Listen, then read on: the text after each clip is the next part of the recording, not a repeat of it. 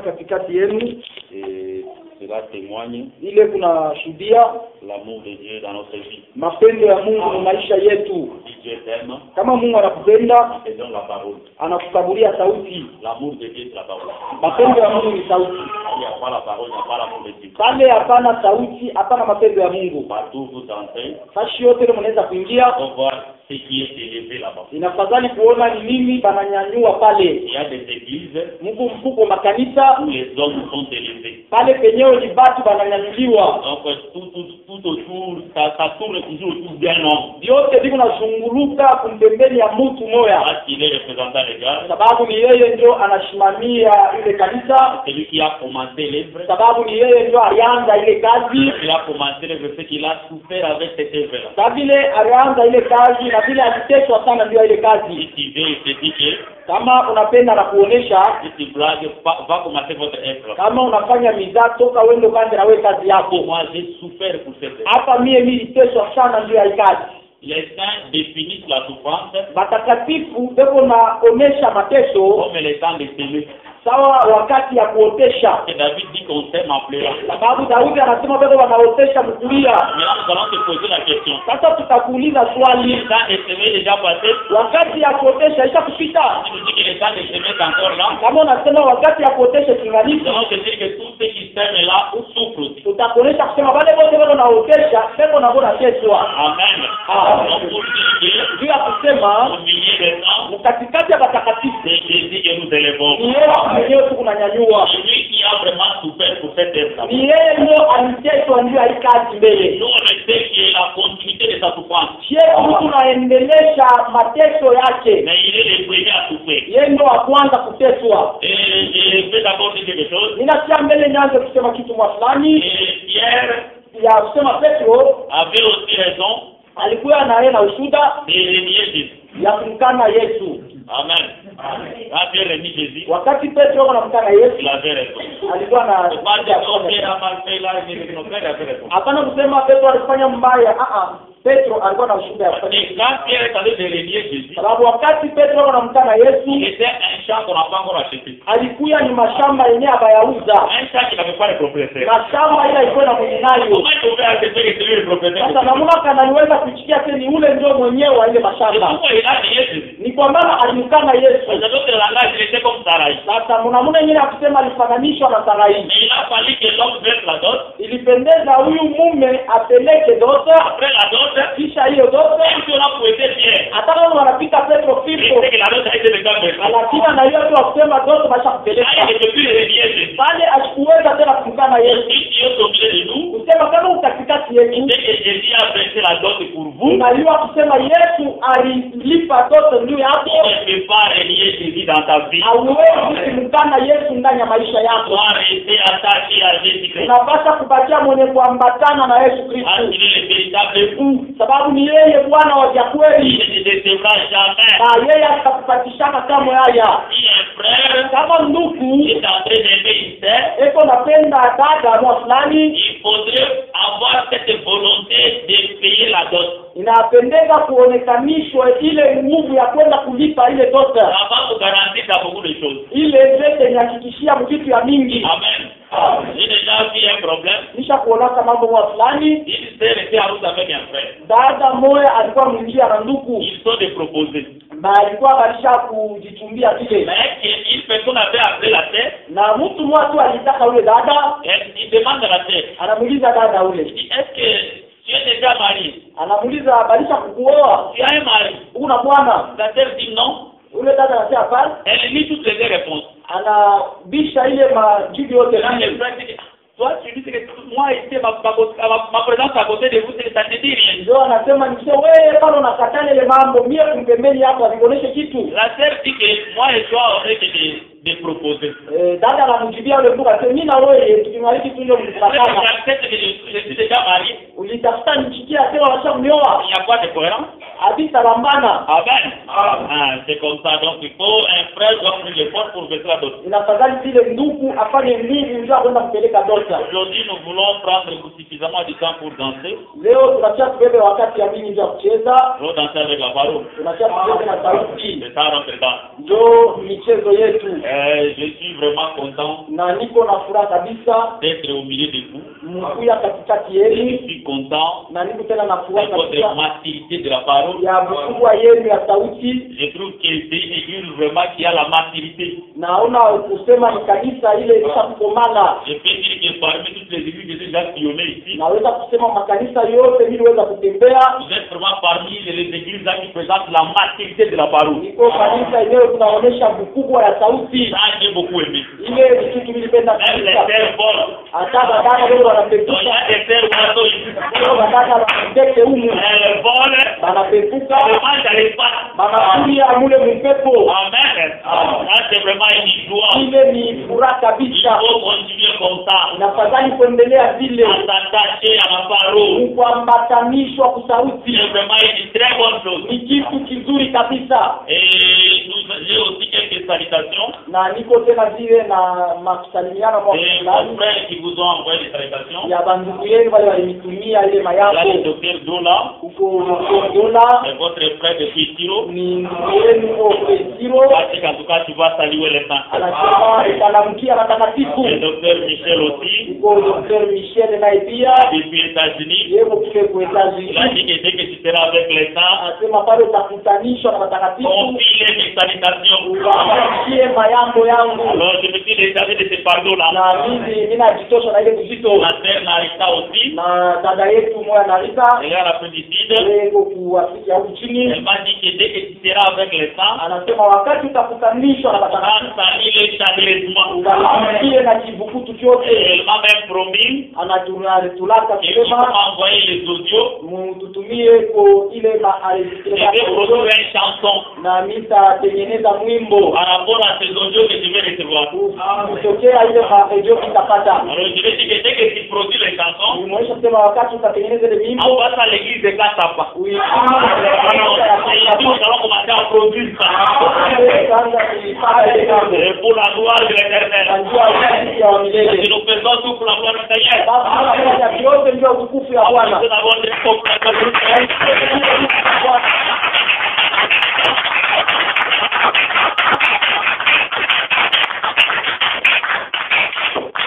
Dieu est vraiment parfait. Mungu ni wa kwenyara kabisa. Nous allons lire notre texte. Tutasoma kitabu chetu.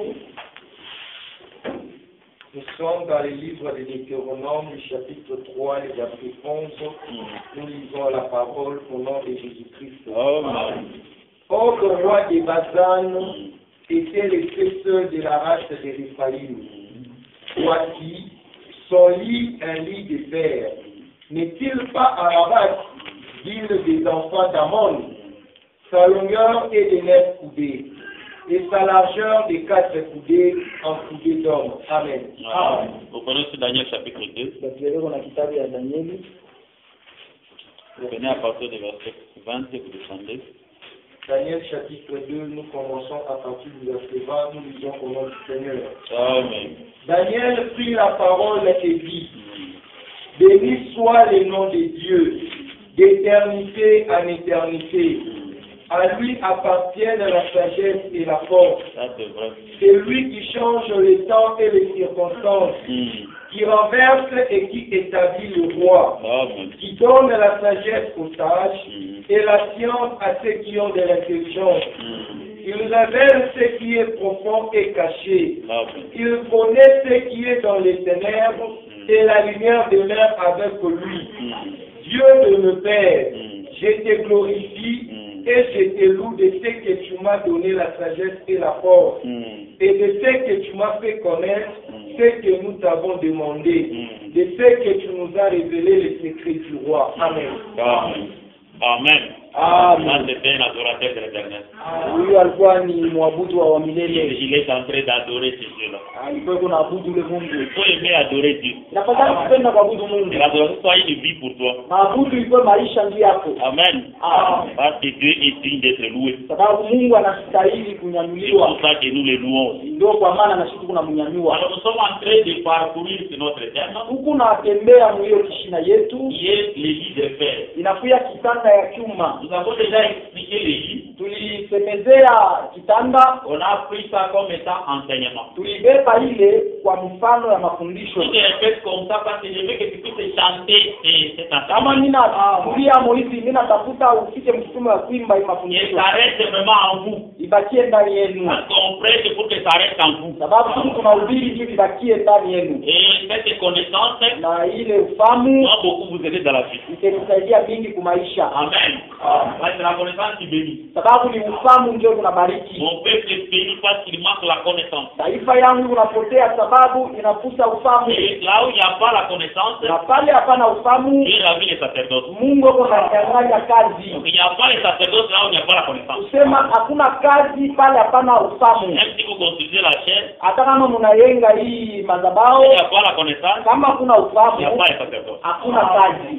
Alors nous avons dit que le lit, Tulisema kitanda c'est l'enseignement. ni mafundisho. Par rapport à Cantique chapitre 1 verset 7. Kufuatana na maandiko ya Kantike ya kwanza mstari ya 16. Là on définit le lit comme étant l'enseignement. Pale pepo na tafsiria kitanda sawa mafundisho. Et Dieu dans le jardin, Na Mungu kule bustani il a donné l'enseignement à l'homme. alileta mafundisho kwa mtu. Parce que Dieu confie l'enseignement à l'homme. Sababu Mungu aligawanya mafundisho ni mtu. Lorsqu'il a confié l'enseignement à l'homme, Wakati alimpatia mtu mafundisho, l'homme devait garder l'enseignement que Dieu lui a confié. mtu alipasha kuchunga mafundisho yenyewe Mungu Et alikabulia. comme l'homme n'a pas pu garder cet Na enseignement, vile mtu aliweza kuchunga hiyo mafundisho, Dieu est venu ravir ça. ni vile Mungu alikuwa kumnyang'anya Et nous hayo. avons dit que Dieu est devenu muet. Na tulisema Mungu alitokelea bubu Parce qu'il a refusé la parole à Adam. sababu alimkatalia kusema Adamu, Comme Adam avait péché. sawa vile Adamu alifanya Dans dhambi. l'autre langage, Adam avait tué le lit. Mnamuna ingine ya kusema Adamu alihalabisha kitanda. Alors Dieu le prive le lit. Ndio sasa Mungu alimnyang'anya kitanda. Ainsi, il était devenu un muet. Ni hivi alitokelea bubu, Mais il ne parlait pas de gestes. lakini anaanza kusema kupitia Mais mamfano, on voulait attendre sa voix. na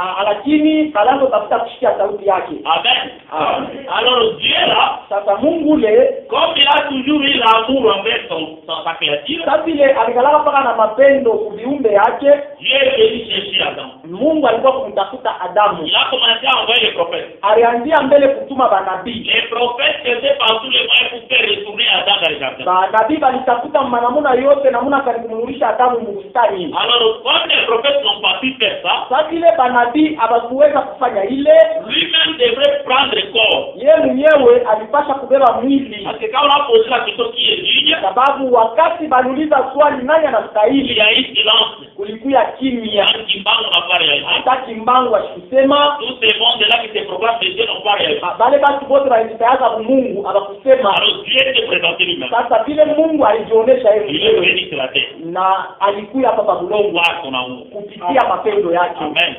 Il est venu te chercher. Alikuya kukutafuta. Alors Dieu, Sasa Mungu quand il est venu, wakati alikuya il a restitué le lit qu'Adam avait perdu. alirudisha kitanda yenyewe Adamu alipoteshaka. Quand il lui a restitué le lit, Wakati alimrudishia kitanda il kile, demande à Adam de garder ça jalousement. anamulomba Adamu akichunge na buibu. Aujourd'hui, le lit, on doit garder ça jalousement. Leo hili kitanda inafai kukichunga na buibu. Amen. Je ne peux pas tuer le lit. Kusema haifai kuchafua Alors, kitanda. comme il a restitué le lit à Adam, Vile alimrudishia Adamu dans kitanda, d'autres langages, Adam a repris la force. namuna ingine ya kusema Adamu alirudisha tena nguvu. Vous êtes une portion d'Adam. Mweye muku vipande ya Adamu. Amen.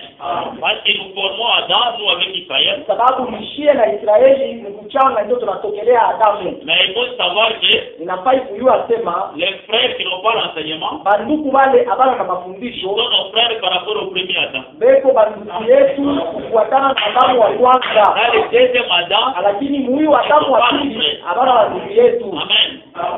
Ton petit frère, c'est le plus pas avec toi, il est frère par rapport au premier Adam. Ndugu yako mdogo kama ashina ndugu muimani ni ndugu wako kufuatana na Adamu wa kwanza. Et le deuxième Adam, Lakini Adamu wa pili il a séparé avec le deuxième. yeye ndio alituachanisha na Adamu wa kwanza. Amen. Donc, l'amour véritable, c'est dans le deuxième Adam. Kusema mapendo ya kweli iko ndani ya Adamu wa pili. Alors, lorsque Dieu est venu, Wakati Mungu alikuya, il a demandé à Adam de garder jalousement les livres. alimulomba Adamu achunge na buibu Et kitasa. c'était le pouvoir qu'il a restitué. Ilikuwa ni uwezo ile alirulisha. Lorsqu'il a restitué ça, Wakati alirulisha ile, il a dit dans les 10 verset 19, anasema mkitabu cha Luka cha 10 mstari cha makumi je na vous ai nane, donné le pouvoir. asema mimi nikabulia uwezo. Donc, Dieu t'a donné le pouvoir. Kusema Mungu alitupatia uwezo. Et tu sais ça. Mnajua ile? Amen.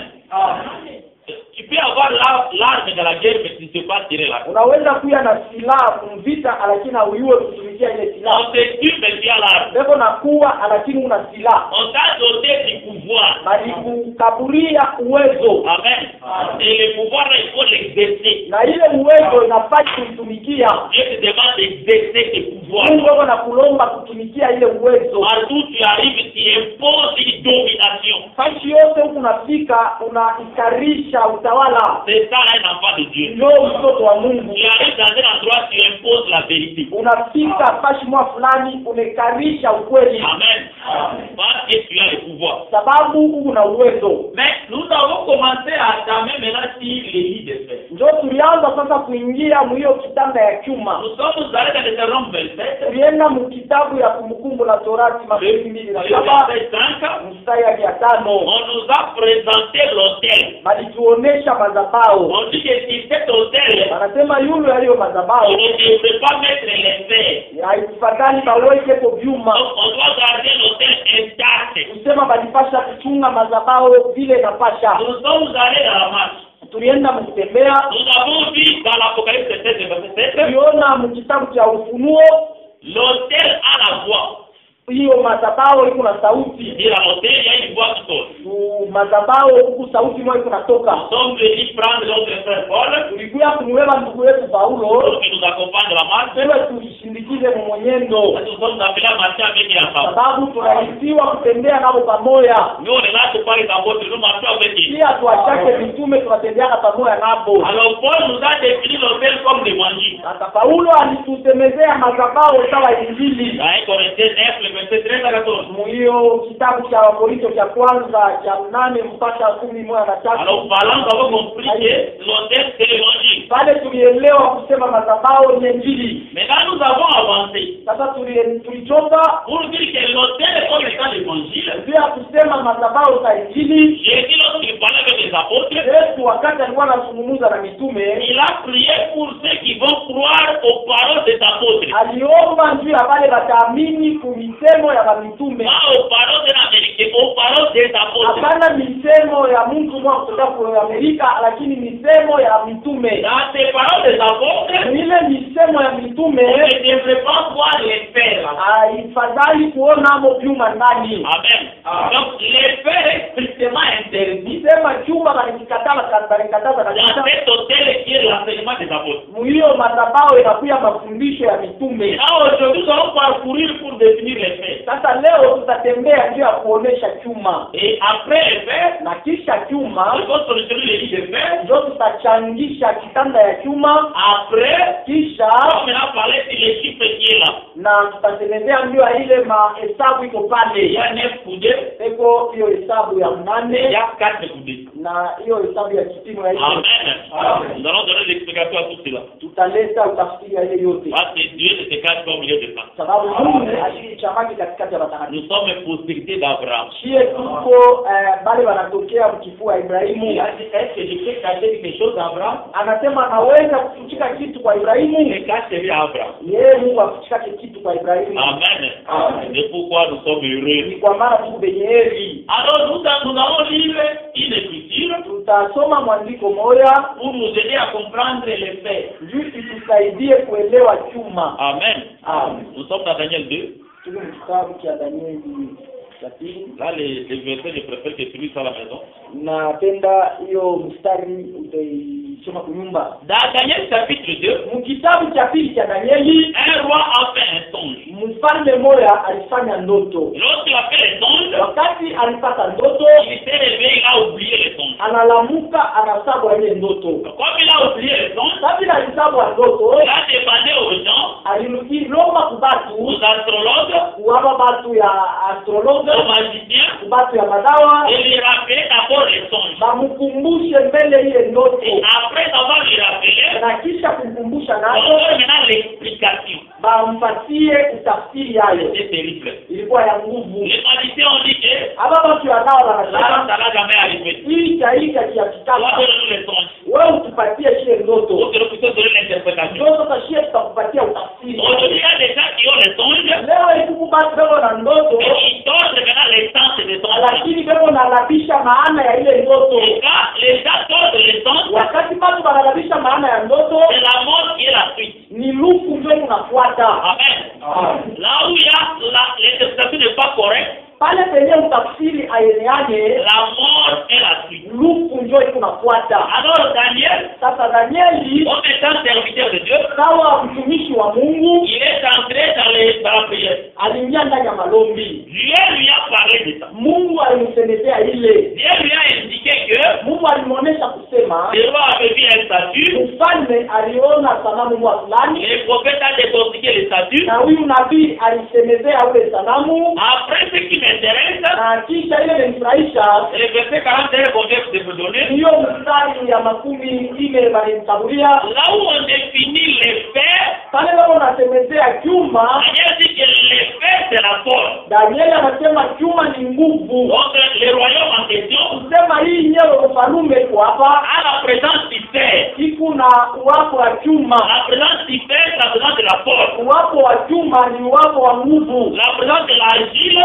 Uwapo wa bulongo la présence de la faiblesse. ni uwapo ya unyenyekevu. Mais est-il juste cette définition du fait? Mimi napokota tu hii maana ya chuma. On définit les faits comme étant la puissance. Banasemezea chuma sawa uwezo. Or, nous avons dit que le propriétaire de ce lit, Tulisema mwenyewe wa hiyo kitanda il s'appelle Og. beko na mwita Oga. Og, Huyu nous Oga l'avons vu comme étant le diable. mwenyewe tulionyesha sawa shetani. Donc, Og comme étant le diable, Oga sawa shetani. il a aussi un lit de fer. Ya yeye eko na kitanda ya chuma. Il a un enseignement Eko na mafundisho, qui a la force. lakini ile mafundisho kuna nguvu. La présence du fer là, Ile uwako wa chuma c'est la force. ni nguvu. Amen. Quand est-ce que les fers ici Ni wakati kani chuma hiki a manifesté sa force? kilionyesha nguvu yake. Vous avez remarqué que Utaona kusema lorsque Dieu a créé Adam, wakati Mungu aliumba Adamu et qu'il a aussi manifesté Ève, na kisha alimuonesha Ewa, Dieu les a donné l'enseignement. Mungu aliwapatishia mafundisho. Ils étaient appelés à garder jalousement cet enseignement. Walisiwa kuchunga na sieli ile mafundisho. Mais Adam, le serpent est entré. Lakini shetani aliingia. Le serpent était un reptile. Shetani alikuya ni wa nyoka wa Le kutangaza. serpent n'a jamais eu de pieds. Huyu nyoka akia kuwaka na mikulu. Comme les autres ont prêché que le serpent était long de 2,80 m. Vile watu wanasema nyoka alikuwaka mrefu sana na mrefu ya kipimo mbili na Si le serpent mâle était de 2,80 m. kama huyu nyoka mwanaume alikuwa na ile. Maintenant, le serpent femelle avait combien de mètres? Sasa nyoka mwanamke alikuwa na mrefu. Vous voyez que c'est un enseignement qui n'a pas de soubassement. Mtaona kusema ni mafundisho moja na msingi. Donc, tout ça, c'est le diable. Yote ile ni shetani. Tout le monde ne sera pas sauvé, soyez pas comme ça. Muaminie kusema basi wote Et wataokolewa. le diable aide les gens à ne pas être la Shetani vérité. anasaidiana basi tu C'est washokolewe. un bon serviteur, les gens. Shetani ni mtumishi mzuri sana. Il t'aide pour aller en enfer. Eko na kusaidia ndio uende mumoto. Il ne faut pas aimer que les diables t'aident. Amen. Haifai kupenda shetani akusaidie. Ah, il faut rejeter l'aide du diable. Inafadhali kutupa ile usaidizi. Alors, le diable est entré. Sasa shetani aliingia. Le diable a commencé à parler avec la femme. Shetani anaanza kusumbulia na mke. Parce que le diable ne peut pas affronter l'homme. Sababu shetani asikuweza kwenda kupingana na mtu Il ile. savait que l'homme ici de la force. Alijua kusema huyu mume ilikuwa ni nguvu. Je ne serai pas avec cet homme. Sitawezana na huyu mume. Alors le diable est passé par la femme. Hivi shetani alipitia kwa mwanamke. Et le diable a introduit son enseignement à la femme. Na shetani aliingisha mafundisho yake ndani ya mwanamke. L'enseignement que le diable a introduit Mafundisho yenyewe shetani aliingisha a eu la force sur la femme. ilibeba nguvu yule ya mwanamke. Et la femme Na mwanamke a cru que c'est ça la vérité. alitumainia kusema ni ile ilikuwa ya kweli. Parce qu'il faut faire très attention avec le diable. Sababu inafai kukeba ange na huyu shetani. On peut vous dire dans une église, Wanaweza kunionyesha mkanisa Jésus est Dieu. Yesu ni Mungu. On dit Jésus ici, Jésus qui est élevé, c'est Jésus qui est Dieu. Wanasema Yesu huyu Yesu ndio mwenye kunanuliwa, yeye ni Mungu. Mais on va dire au Père du Fils et du Saint-Esprit. Lakini banatanga bantu kumai C'est ça le diable. Il ne fera pas les na temps. mwana. Comme il dit que vous baptisez au nom du Père du Fils et du Saint-Esprit, Kabile anajua kusema Mungu na abatiza watu mwingine ya baba na même si mwana. vous dites Jésus est dans le langage pas ici, c'est pas un problème. C'est déjà bloqué quelque part. Yesu ni Mungu, ile mambo aliangalia yale sasa Comme kuifunga ça, sasa. vous laissez ça et dire tout ce que vous voulez. Après, vous continuez. Mais lui, c'est qu'il baptise au nom du Père, il n'y a pas l'Italie là-bas. Kabila acha kuifunga na acha mbatize mjinga mfanye vyote anayua sema acha kuifunga Parce que le baptême, c'est l'enseignement. sababu ubatizo ni mafundisho. Avant de traverser la mer Rouge, Mbele ya kwenda kutambuka bahari on tombe d'abord l'agneau. mbele banapata kuja huyu mtoto. Et tu dis que j'ai traversé la mer Rouge. Kama unasema mimi natambuka bahari mkunda On est quel agneau que tu as consommé? natakuliza ngondolo kanulo likulia. Si on tombe un agneau avec des défauts, Ukikulia ngondolo wa kilema et tu dis que j'ai traversé la mer Rouge. kisha unasema unatambuka Là, on va te faire retourner là-bas. wewe kanulia. On tombe les vrais agneaux, Kulia ngondolo wa et vyakula. on passe par la mer Rouge. Sasa ndio unapita ndani ya bahari mkunda. Amen. Quand on passe par la mer Rouge, Wakati unapita kwa bahari c'est la mkunda naissance. ndio kuzaliwa upya. Parce que Dieu dit, c'est moi-ci, Sababu Mungu anasema hiyo mwenzi sera pour vous le premier mois de l'année. anasema itakuwa yenu mwenzi ya kwanza kumwaka. Lorsqu'on mange l'agneau sans défaut, Wakati banakula ngondolo bila kosa on traverse la mer Rouge, anatambuka bahari on mkunda est né maintenant. ndio sasa unazalipwa. Donc si vous êtes au milieu de nous, Kusema kama katikati yetu et que tu as consommé un mauvais agneau, ulikuya ngondolo mbaya tu es précipité à dire que j'ai traversé la mer Rouge, enda mbio kusema nisha utambuka bahari mkunda je t'informe en passant que niku na kupatia pasha bara kusema tu n'es pas encore né. auya zalipwa. Pour recommencer là-bas. Inafai uanze mwenyendo. Amen. La vérité doit avoir la facilité d'accepter la vérité. Inafai kuwa na upeshi ya kuingia. Un enfant déjà la facilité d'accepter la vérité. Mtoto wa Mungu yuko na upeshi ya kushikia ukweli ya Mungu. Et c'est ça même la nature des gens. Na njoo yenyewe kimuntu ya watakatifu. Amen. Alors les diables Sasa shetani est entré dans les jardins. aliingia ndani ya bustani. Il n'est pas entré seul, il est entré avec son lit. Asikuingie yeye mwenyewe, lakini aliingia na kitanda Alors, yake. il a présenté son lit à la femme. Sasa alionyesha kitanda yake kwa mwanamke. La femme a regardé ce lit.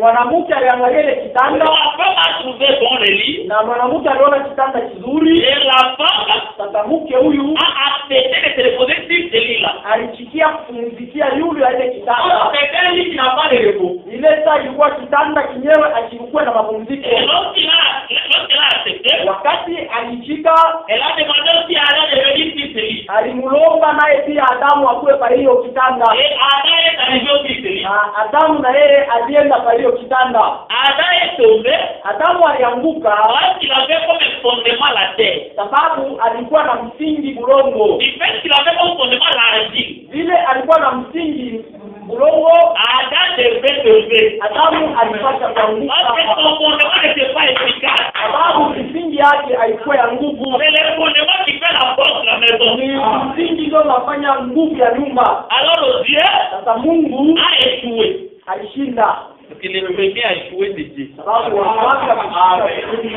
C'est quelque chose qui échoue, c'est pas que Dieu qui avait échoué. kama unafanya kitu unashinda, tuendelea kusema Mungu alishinda. Parce que Dieu c'était pour Dieu. Sababu Mungu ni yeye anatuitaka bulongo. Dans Jérémie 18, Kitabu cha Yeremia il 18 a fabriqué les premiers balles. alitengeneza hiyo chombo La Bible dit qu'il ne réussit pas. na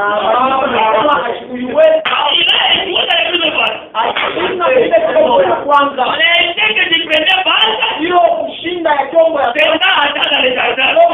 Adamu ndani ya bustani. Donc Dieu a échoué lamentablement. Kusema Mungu alishinda katika kabisa. Donc les premiers a échoué vraiment très fort. Wa kwanza ameshinda ni wa milele. Donc pas beaucoup se lamenter, moi j'échoue, non, c'est Dieu qui est le premier. Hapana kufikiria yeye ni unashinda, Mungu ndio mwenye wa kwanza. Alors comme il a échoué, Sasa bila alishinda, il a commencé à essayer comment se rattraper. alianza kutafuta namna gani ataweza. Parce que Adam Sababu Adamu était en réalité la maison, alikuwa mja kweli nyumba, est parti sur l'étable. lakini yeye alienda kwa mchanga. Le vent est entré. Pepo inaingia. Le vent c'est le serpent. Na pepo ilikuwa ni Il a soufflé sur la maison. Alors la maison est tombée. Les constructeurs, mwenyewe kuyenga à ce moment, mwile wakati il était insensé. alikuwa washiko mayele. Amen. Amen. Dieu était insensé. Sababu Mungu alikuwa mpumbavu. Ça veut dire qu'une femme insensée, Ndiye nasema Mungu mtuamne prit sa maison, eko na labisha nyumba et c'est yake. Dieu était vraiment insensé. Baba alikuwa mpumbavu. Il a construit encore une autre maison, Na yenga nyumba ingine, la maison d'Israël. nyumba ya Israeli. C'était sa maison, Ilikuwa ni nyumba et yake. il a détruit encore avec sa propre main. Lakini alibomoa tena na mikono On yake. la met à 10 doigts. Na mikono tunaweza kile Et à travers la loi, kusikia sheria Dieu a détruit cette maison. aliharibu ile nyumba. À ce temps-là, il était vraiment une femme insensée. Ile wakati alikuwa mwanamke mpumbavu. Alors, il a dit que je ne peux pas rester insensé quand même. Sasa anasema siwezi kama kubakia mpumbavu. Je dois avoir la sagesse. Napata nipokee hekima Parce que j'ai commis beaucoup d'erreurs. sababu nilifanya makosa ya mingi. C'est pourquoi Ni kwa maana elle a apparu encore comme une femme sage maintenant. nilionganishwa kama mke wa hekima. Quand il construit la maison, Wakati anayenga nyumba il prend garde. iko na Il kuingia prenait maison nyumba ya kwanza avec comme fondement les sables. ilikuwa na msingi. J'ai qualité de maison. Nilipoteza ile Et la deuxième maison, nyumba ya pili il faut faire de maintenant les rocs. ikalibwe. La maison partie sur les rocs. Nyumba yenyewe anayenga karibu. Même si les vents arrivent, Hata kama upepo inakuja, même s'il y a des problèmes, hata magumu inakuja, cette maison ne tombera pas. itaweza kuanguka. Alors il s'est félicité. Kwa vile alijipita kilali, Je suis une femme sage. anasema mwanamke wa hekima. Dieu est la femme sage. Mungu mwanamke wa hekima, Si toi tu es sur les rocs, kama wewe uko yulu ya un mwamba, enfant de Dieu doit être sur les rocs. mkono wa Mungu anapaswa kuwa yulu ya mwamba. Même si les vents soufflent, Hata kama pepo il inapita, ne bougera pas. hautatetemeka. Je suis sur les rocs. Niko yulu ya mwamba, C'est ça ma force. ndio nguvu yangu. La force de la maison, Nguvu ya nyumba le fondement. inakuwa ni msingi yake. La force n'a pas de Dieu. Nguvu ya mtoto wa Mungu Les fondements. inakuwa ni msingi. Quel fondement que tu as? Ni msingi karibu nayo. Amen.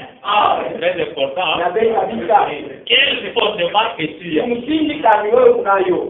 Quel enseignement que tu as? Ni mafundisho kani ile wewe unayo sawa msingi. Est-ce que c'est un enseignement où on mélange les choses? Ni mafundisho yenyewe leo wanachangia vitu vingine. Un enseignement où on interprète les choses selon leur manière? Mafundisho yenyewe leo wanatafsiri vitu mfano yabo. J'ai suivi un grand prédicateur et nous, Mimi kuataka mhubiri mwa mnene sana siku on moja. est allé faire un grand séminaire dans un pays. Anaenda kufanya hiyo makutano mnene mchini wa Il devait Fulani. parler sur la torte. Anasema itatengenezea ndio ambanda kule. Tu vois les quatre pattes de la torte. Asema unaona ile kule ile ambanda. Dans les quatre langages de Dieu. Ndio kusema ile kwa Mungu. On interprète pas les écritures avec le raisonnement. Ndugu anatafsirake maandiko na mawazo. Les écritures s'interprètent. Maandiko angalau ni tafsiri hiyo peke yake. Pas les raisonnements, les écritures. Maandiko hapana mawazo. Vous pouvez avoir un bon souci, Unaweza kuya na hiyo nia mzuri, mais le diable t'accompagne. lakini shetani Si anakushindikiza. le diable t'accompagne dans les bons soucis, Kama shetani anakushindikiza vile mania yako mzuri, il t'amène à l'échec. eko na kushindikiza mkushinda. Toi, tu crois que tu es dans les bons. Wewe unadhania sasa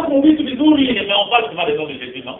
Jésus est partout. C'est pas que les gars disent Jésus est partout. Yesu shofa shote. Ndio basi wao wanasema Si Jésus était partout, il n'allait pas demander à Adam où est-il. kama Yesu alikuwa kwa shote, aliweza kuuliza Adamu uko wapi? Donc, quand Adam a tombé, les dieux a dit que où est-il maintenant? Wakati Adamu alianguka, Mungu anaanza kumtafuta na kuuliza uko wapi? Comme Adam s'est perdu, Kabla Adamu alipotea, il est venu chercher Adam. ndio Mungu alikuwa kumtafuta Si Adamu. tu es là où l'enseignement véritable n'existe pas, Kama ukufashi kwenye mafundisho ya Dieu ne te voit pas. Mungu asikuone. Dieu tu ne te vois pas. Mungu wao anakutafuta lakini Mais c'est asikuone. l'occasion pour vous Lakini ni basi yenu où Dieu te cherche wakati Mungu wao et anamtafuta. se trouve à travers le monde. Si Dieu t'amène ici, Kama Mungu anakuleta c'est que hapa, Dieu t'a aimé. usema Mungu Il t'a amené. alikutafuta kisha alikuleta Et c'est hapa. pourquoi il faut être vraiment dans la joie. Ni kwa maana inafadhali kuwa kabisa ndani ya furaha. Alors, comme cette maison Sawa vile hiyo nyumba n'avait pas un bon fondement, haikuwa na msingi mzuri, la maison est tombée. nyumba ilianguka. Comme la maison est tombée, Kwa vile nyumba ilianguka, Adam a perdu la gloire. Adamu alipotesha utukufu, Il a perdu la parole alipotesha sauti à cause de ses lits. juu ya hiyo kitanda. Donc, très attention avec ces gens. Inafai kukeka anga ya hii C'est kitanda, pas un bon lit. haina kitanda kizuri. Amen. Alors, remarquez le Seigneur Jésus-Christ. Sasa angalieni Bwana Yesu Kristu Il est en train de lui dire, eko nasema hivi, parce que le diable, sababu shetani il ne travaille pas seul. asitumikake peke yake. Le diable a ses serviteurs. Shetani eko na watumishi Il yake. y a des autres qui savent que nous sommes serviteurs de diable. Kuliko bale wanajijulia kusema tu watumishi ya Mais shetani, il a aussi les serviteurs kisha na wale wana watumishi qui sont ignorants que nous sommes serviteurs de diable. eko na watumishi bale abayua sema ni watumishi yake. Là, ils sont nombreux. Tena mule leo la mingi Ils servent les diables mais dans l'ignorance. beko namtumikia shetani, lakini mkutokufahamu. Mais le diable sait bien qu'il s'élève. Lakini shetani anaiwa mzuri kutendesha Là, maisha il yako. prépare l'enseignement, le diable le fait. Wakati wao wanatengeneza mafundisho, shetani Si je anawasaidia. prépare seulement ça positivement, je dis Dieu, mais attention ici, reste dans le baptême du nom du Père et du Fils. Reste là. Wakati unatengeneza mafundisho, sema Yesu ni Mungu, lakini hapa bakia hapa pa kusema ubatizo ya Roho Mtakatifu na Baba na Mwana, bakia J'ai pale. connu un prédicateur comme ça, un grand prédicateur qui s'appelait. Il me dit que vous baptisez au nom de Jésus. Anaonyesha sema Mungu anabatiza mjina ya Yesu. Moi, je baptise au nom du Père et du Fils. Mimi nabatiza mjina ya Mwana, Baba na Roho Il me Mtakatifu. dit, bon, entre Jésus, Sasa katikati ya Yesu celui qui avait ordonné qu'on baptise au nom du Père et du Fils, c'était ni yeye ndio aliletaka maagizo ya kubatiza mjina ya Roho ya Baba na Pierre Mwana. baptise au nom de Jésus. Petro anabatiza mjina ya Yesu. Entre Jésus, Sasa katikati ya Yesu na Petro qui est plus grand. nani mkubwa? Vous voyez vraiment, Naona mawazo le diable est en train de lui aider. shetani yuko anamsaidia. Et moi, je lui montre en tout cas, c'est Jésus qui est grand. Mimi namuonyesha sema ni yeye ndiye anamsaidia. Je me donne raison après.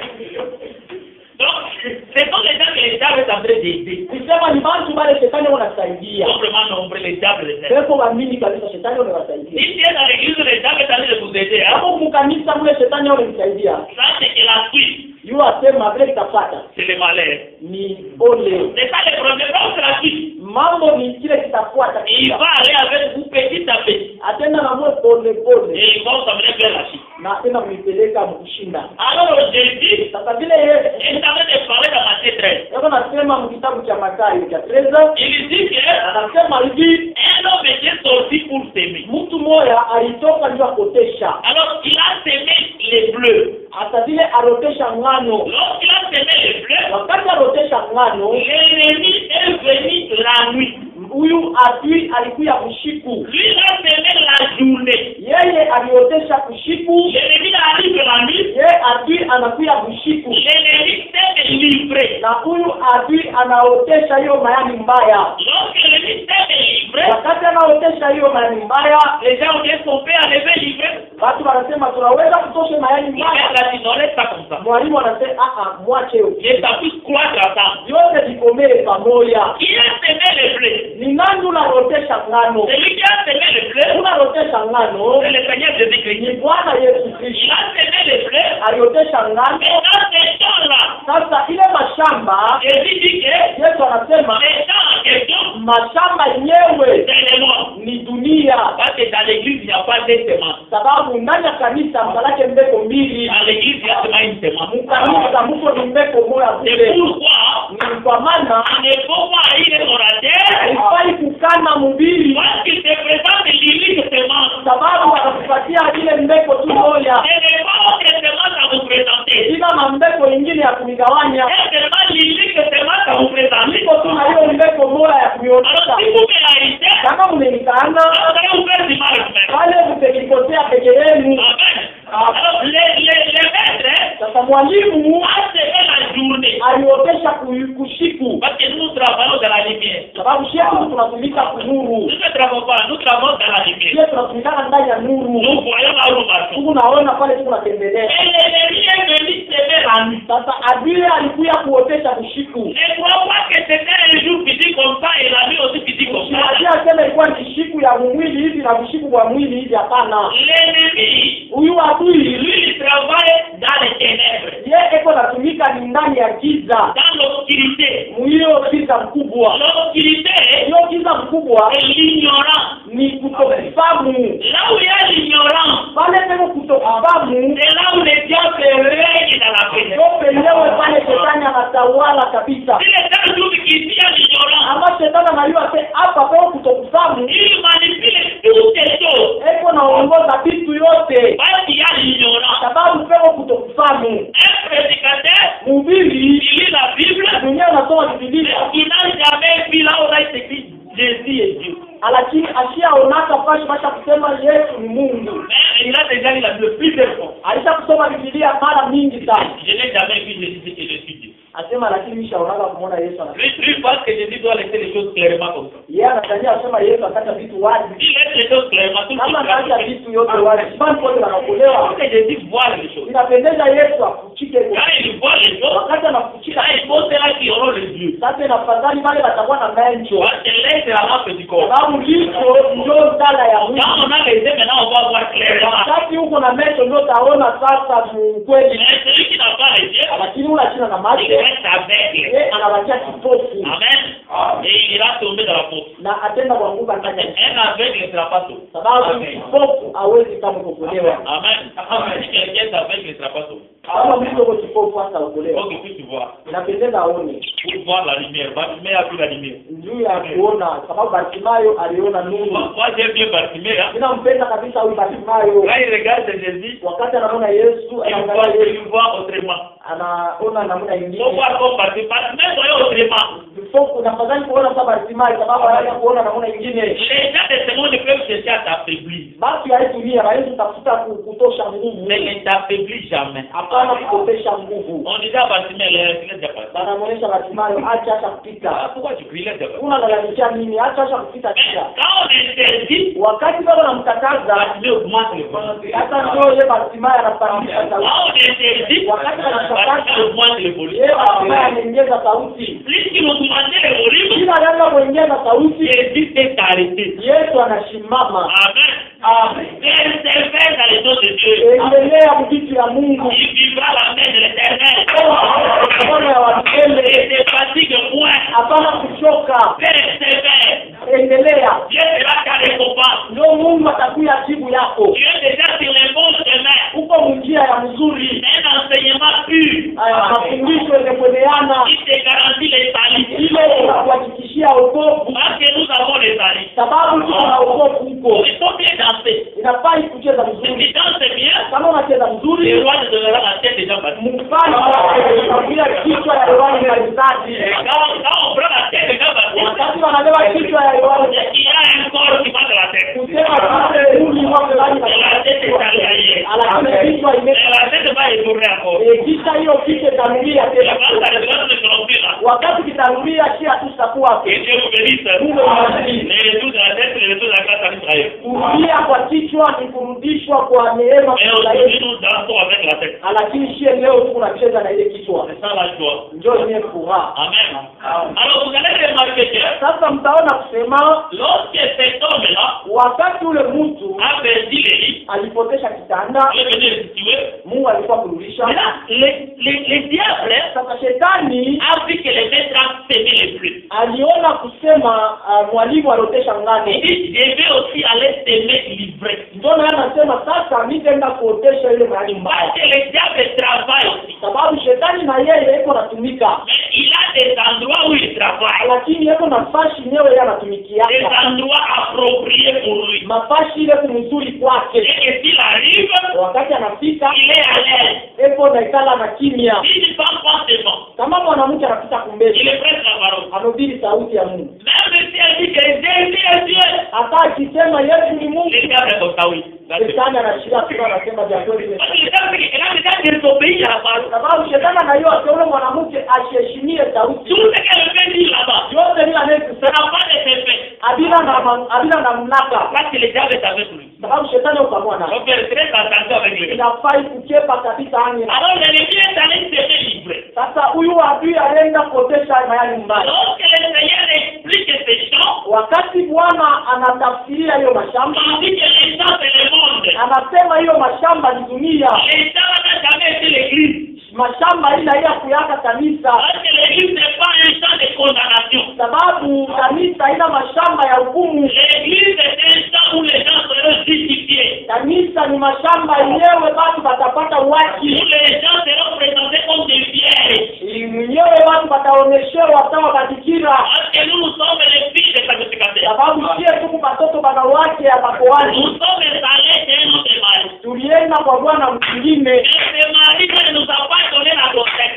Lakini yule Bwana alituweka kukwambia. Moïse a dit que Musa alisema si le mari ne nous a pas donné la grossesse, Bwana sinipe mimba. la fille des sacrificateurs doit la rentrer. Mkoani apata arudie. Pour que cette fille rentre, Huyu mtoto mkoani arudie. il faut que son mari meure. Anapeleka bwana yake akufu. Elle doit devenir veuve. Anapata kuya huyu mwanamke ashikwa Si kwake. elle est veuve, Kama eko huyu mwanamke elle peut rentrer chez son père. kwa anaweza kurudia kwa baba yake. Les autres sont encore retenus Ama pengine banabakia parce que le mari est encore vivant. sababu bwana yao asingali Il mzima. faut tuer ce mari-là. Inafai kuwa yule bwana. Amen. Et il ne faut pas mettre au monde avec ce mari-là. Kisha aina mzuri sana kuzala Tu ne kama. fais pas au monde, tu vas proposer de rentrer chez ton père. Kama auzande huku na ile mawezaji ya kurudia kwa baba. Alors les filles des sacrificateurs en question, c'est nous l'église. Na wale penye watoto bana wake ya mkoani ni Nous shetani. sommes allés et Tulienda nous avons rien produit. lakini hatukutozala kitu. C'est pourquoi nous sommes rentrés chez nos pères. Ndio kwa maana tulirudia kwa baba Parce que yetu. nous avons tué les vieilles hommes. Sababu tuliua ule bwana wa zamani. Amen. C'est pourquoi nous sommes rentrés. Ndio kwa maana tulirudia. Alors l'ennemi Sasa adui a mis livré anaweka hiyo maana la mauvaise semence. hiyo mbegu ya mbaya. Les maîtres a dit laisse ça peut croître ensemble. Mwalimu anasema mwache yote pamoja. J'ai dit, je ne dis pas à la personne de passer la télé, prêter les personnes. Allez, tu t'es livré. Yesu akataze mtu kwenda kutelevisheni kuhubiri ya bongo mwende. Hayani mbegu mbaya. Les assassins qui passent là-bas, Iko bauaji ndio wanapita en kule. train d'assassiner les âmes. Beko na uwa manafsi. La femme peut prêcher, il assassine les âmes. Mwanamke manenda kuhubiri, beko na uwa manafsi. La femme peut mettre des semaines, il assassine. Anasema mwanamke baweke mameni, beko na uwa. Les mains, ça fait quoi? Les mains, c'est pas les mains que la femme peut faire entrer avec moi. Mais c'est Kila la main. kazi mwanamke ashinde kuingia mbele. C'est un assassin, il assassine les âmes. Muuaji beko na uwa manafsi. L'ennemi, Huyu adui pour y parvenir, ili kufikia kule il a des serviteurs. eko na watumishi. Parce que lorsque l'arche est entré dans la maison de Dagon, Sababu wakati hiyo sanduku iliingia nyumba ya Yakobo, Dagon était tombé, Dagon alianguka chini, il a perdu la tête alipotesha kichwa, et il a les mains. lakini alibakia na mikono. Le Dagon travaille avec les mains. Leo hii Dagon anatumika na mikono. Les mains sont ses serviteurs. Ile mikono ni watumishi Et yake. ceux qui sont dans les champs aujourd'hui, Ni wale basi wako mashamba leo. il ne dira pas que je suis serviteur du diable, non. Habari za kuonyesha wasema mtumishi wa shetani. Il peut te aider. Bali nataka kusaidia Et tu vois que les moyens, ukute c'est pesa. quoi nous pouvons l'aider.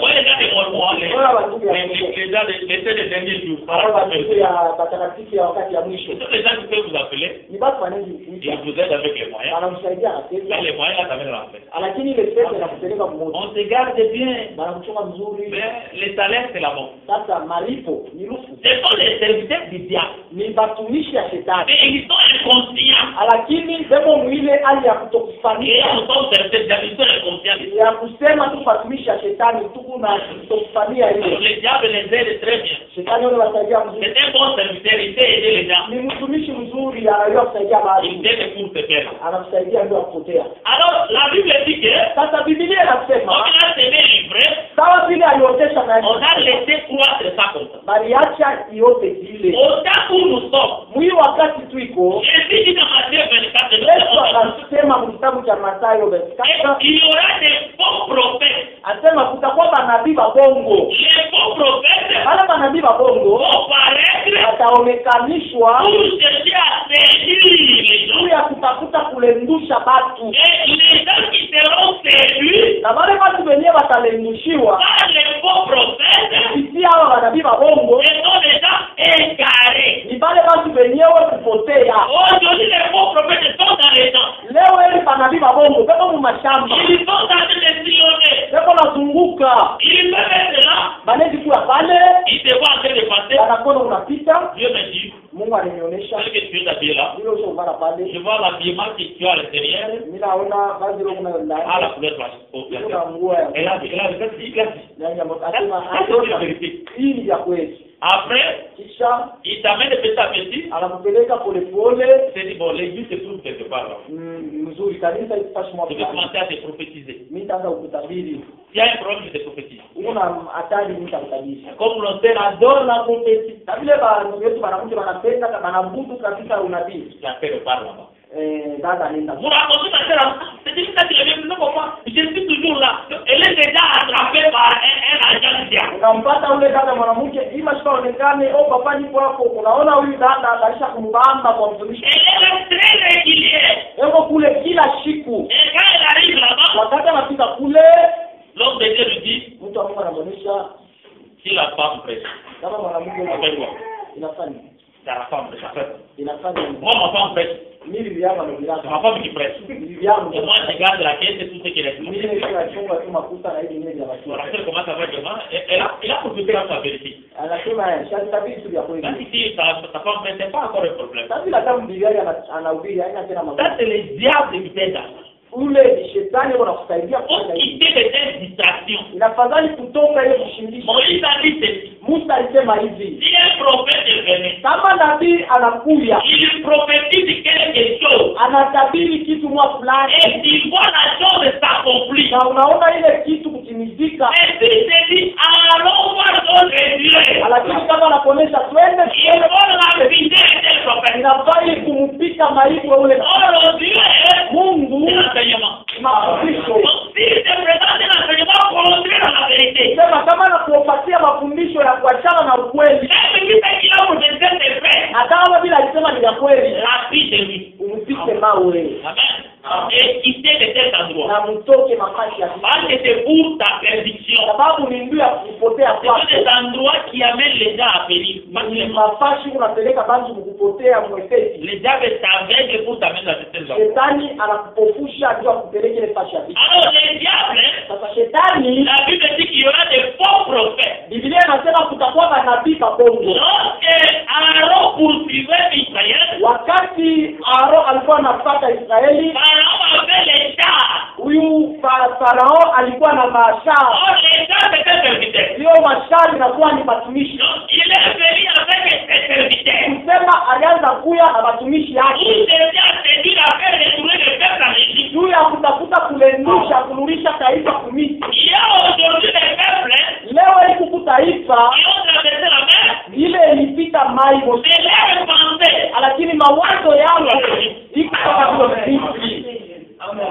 Il avance Eko na joto et il pense toujours à l'Égypte. lakini anakumbuka mpaka Misri. Il avance et Anachoka sa conception lakini kuona c'est kwake toujours à l'Égypte. iko mpaka Misri. Il faut voir l'histoire. Unaweza kumwona dada? Moi, l'histoire de mes si je décide de l'être. Bon, hivi vitu vya mameshi na vile mpango mbele yake. Bon, après un temps, Kisha wakati mmoja fulani, 2 mois après, miezi mbili, elle remarque qu'il y a une fête. anaangalia tu karamu. Une fête, la fête, il y aura beaucoup de ça quand même. Karamu kutakuwa watu mingi. Bon, juste pour la fête, Bon, siku ya ile je karamu. vais mettre ça. Mimi nisiweke Et nini. après, c'est déjà l'air. Kisha karamu sitatoshi. Donc, elle pense à l'Égypte. Sema eko na watu Alors, elle met la tête anaweka hiyo mama pour la fête. juu ya karamu. Donc, elle accepte de.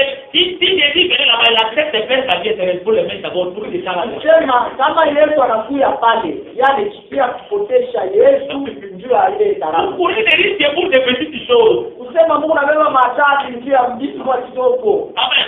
On ne sait pas quand il viendra. Ajuyue wakati atakuya. Il peut te surprendre. Anawezi kushutusha Soyez toujours prêts. lakini mkuye tayari. Amen. Ne pensez plus à l'Égypte. hapana tena kukumbuka Misri. L'Égypte est déjà passée. Misri ishakupita. Moi, j'avance. Mie niko Ne nimeingia. soyez pas comme la femme de Lot.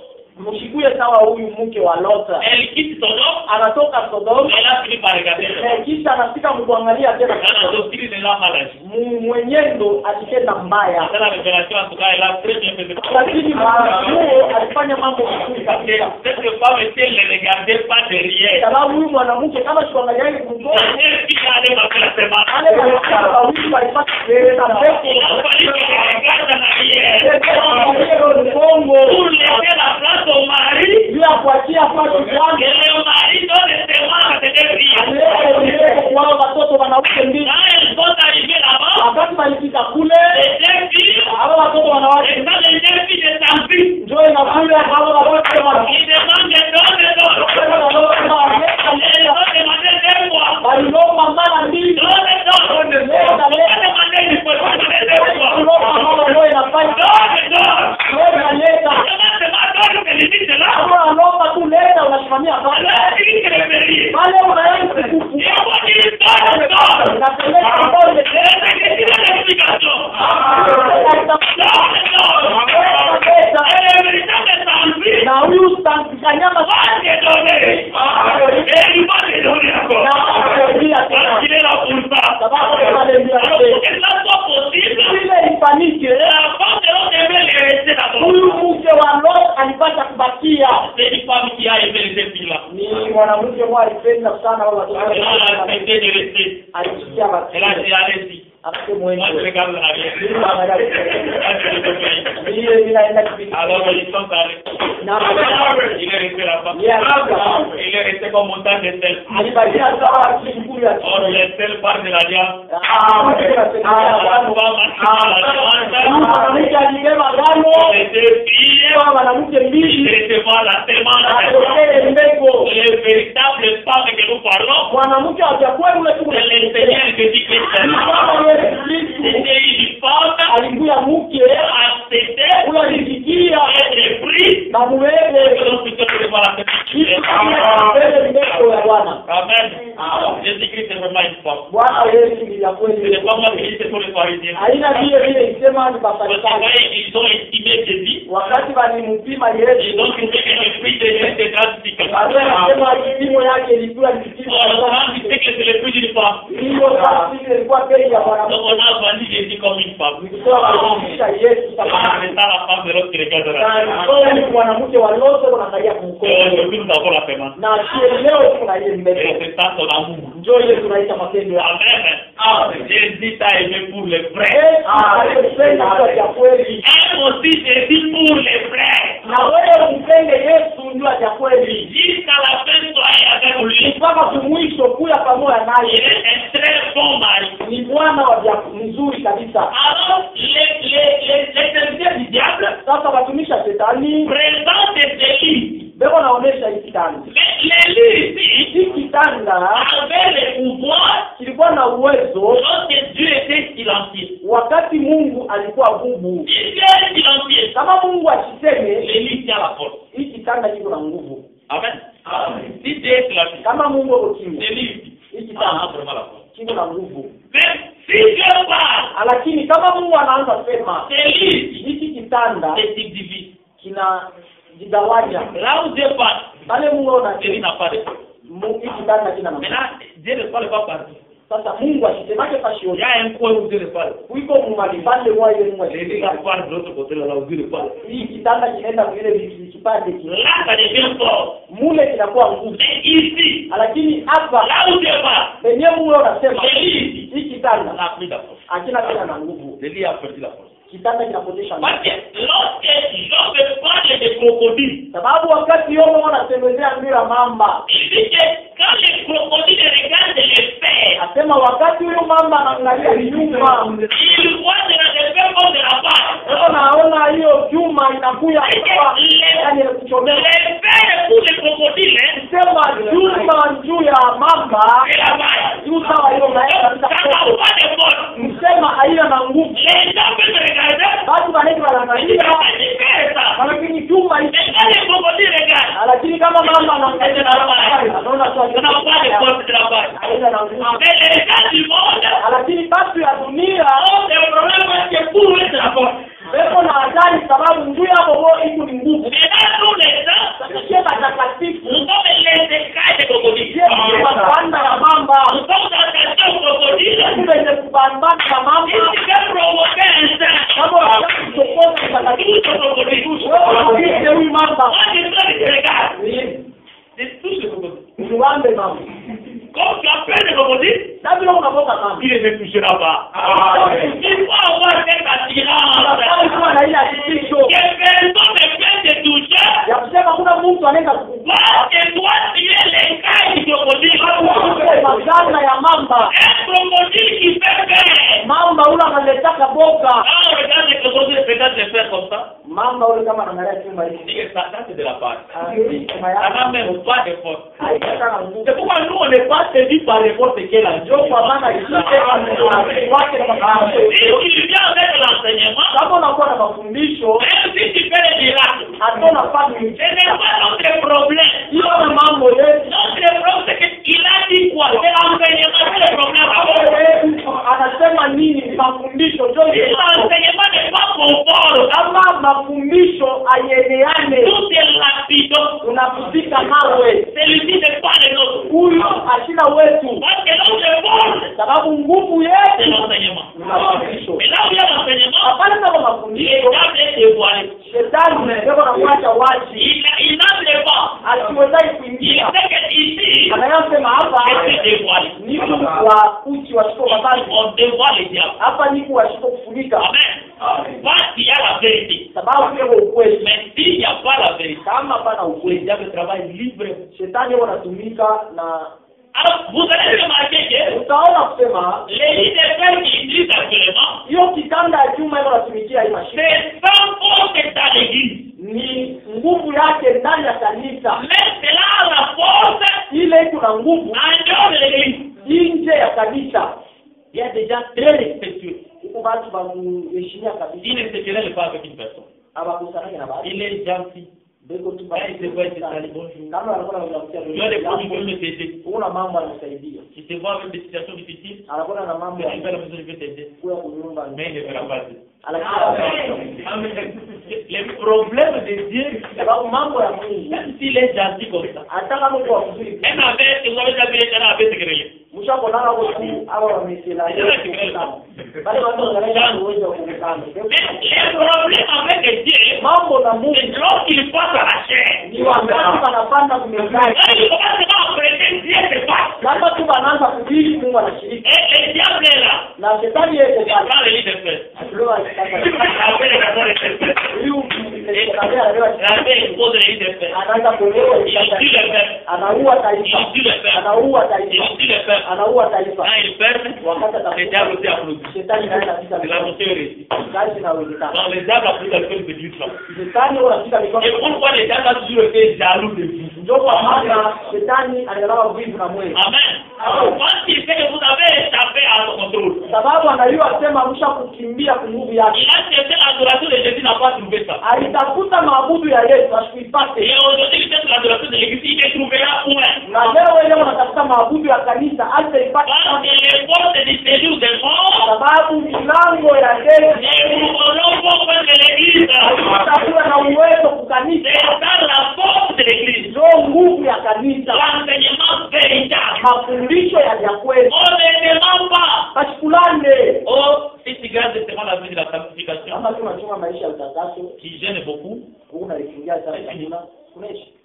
moi, comme c'est prêche, bon, c'est pas un problème vraiment. La sanctification, marche ta vie bien. Utakaso chunga maisha. Marche avec la crainte de Dieu. Tembea na Baba. Il n'y a pas la crainte sans l'explication de la parole. Hakuna kutoka kama hakuna utafsiri ya sauti. Il faut d'abord l'explication, maintenant la crainte va se manifester. Unapeleka mbele utafsiri ndio boka itakuya. Vous n'avez pas la crainte, c'est comment vous allez craindre? Vous n'avez pas l'explication, comment vous allez craindre? Sasa wewe hakuna ka utafsiri na muna kani utamuogopa. Vous vivez une vie de péché. Huu mnaishi maisha ya dhambi. Alors, les lits de paix, Kitanda hiyo ya chuma c'est dans force au temps de l'église. ni akina na nguvu wakati ya kanisa. Mais lorsque l'église partira, Lakini wakati kanisa itaenda, Dieu Mungu va maintenant travailler avec Israël. atatumika sasa na Israeli. Il va d'abord envoyer les akatuma mbele hapa watumishi mbili. La mission de deux soins, Hiyo kazi hapa watumishi mbili ils viennent avec les lits. beko nakuya na kitanda. Adam avait perdu. Yenyewe Adamu alipotea. On dit que nous vous amenons les lits ici. Na afadhali kusema tumeniletea hiyo Un peuple avait déjà réussi ça. kinyewe taifa moja fulani Et ils isha sont déjà partis. na bomba isha Nous kuweka. vous amenons aussi vous. Sasa tunaniletea na moyo Garde ces lits. mchunge hiki kitanda. Alors les peuples Taifa ont écouté l'enseignement. itasikia mafundisho. Après les 3 ans et demi, Kisha hiyo miaka 3 na kipande Dieu va se taire. Mungu atekana kimya. Quand Dieu se tait, Wakati Mungu anekala kimya, les peuples prennent la plaie. sasa hiyo kitanda cha chumba kinabeba nguvu. Les silences de David est que Dieu va manifester. Hiyo kitanda kimya kwa kipande ya muda Mungu Alors laisse maintenant l'état au diable. ndio kinaacha sasa nguvu kwa shetani. Il vient avec les lits de plaie. Anakula na hiyo kitanda ya chuma Pour chercher à emprisonner les gens. juu ya kutafuta kufungia watu. Et quand il se présente, Wakati atajionyesha, on dit il est comme un agneau. banasema hebu naonekanisha sasa Et kondoo, quand il parle, lakini wakati anasema, il parle, c'est wakati grave. hebu nasema anakuwa nyoka. Aujourd'hui, il y a des gens gentils. Leo huku batu bafikini, Les grands, c'est la voix. lakini mambo ni sauti. Quand on entend cette voix, Wakati unasikia sauti, c'est la voix de l'agneau, c'est la voix de la ni sauti ya kondolo wala ni sauti ya nyoka. Lorsque tu passes ici, Wakati unapita huku, c'est de l'habiller. unabana mzuri, Regarde vraiment. banaangalia Il y a des gens, huko basi, quand vous voyez comme ça, vous dites que vraiment ça c'est un serviteur. naona kusema, lakini huyu ni mtumishi wa C'est Mungu. ce que Samuel disait, quand il regarde vraiment les yeux de l'éternel. Njoo ile Samuel alikuwa anasema, kama anaangalia anasema kitanda cha Mais quand il parle, lakini wakati ndio wanasema on voit la voix du dragon. ndio unaonyeshwa ni sauti ya Il nyoka. n'y a pas la vérité. Hakuna ukweli kule. Alors Dieu, Sasa Mungu quand il donnera à Israël l'élu, wakati atapeleka kwa Israeli kitanda, parmi les troupes d'Israël, hein, katikati ya hiyo kikosi ya Israeli il y aura 144 000. mtakuya hiyo hesabu ya 144,000. Elles vont concevoir ces lits-là. Bo batabeba ile kitanda Ils vont garder ça jalousement. kichunga na bwibu. Et lorsque la bête se manifestera, Wakati huyu nyama atajionyesha, les hommes ici vont résister à la bête par rapport à son enseignement. hawa watu watapingana na huyu nyama kupatana na mafundisho. Celui qui a la bonne parole Uleko na sauti nzuri, résiste à la fausseté. eko napingana na bongo. Celui qui a la bonne parole Eko na sauti ya mzuri, n'est pas séduit par les lits de fer. yeye asishiwe kamwe na hiyo kitanda ya chuma. Quand il regarde cette parole, Wakati anaangalia hiyo sauti, ça c'est un lit de fer. anasema hii kitanda Moi ya je ne dors pas sur ce lit. ndiye anaweza kulala kwa Nous, hiyo notre lit, shie kitanda c'est la yeye. verdure.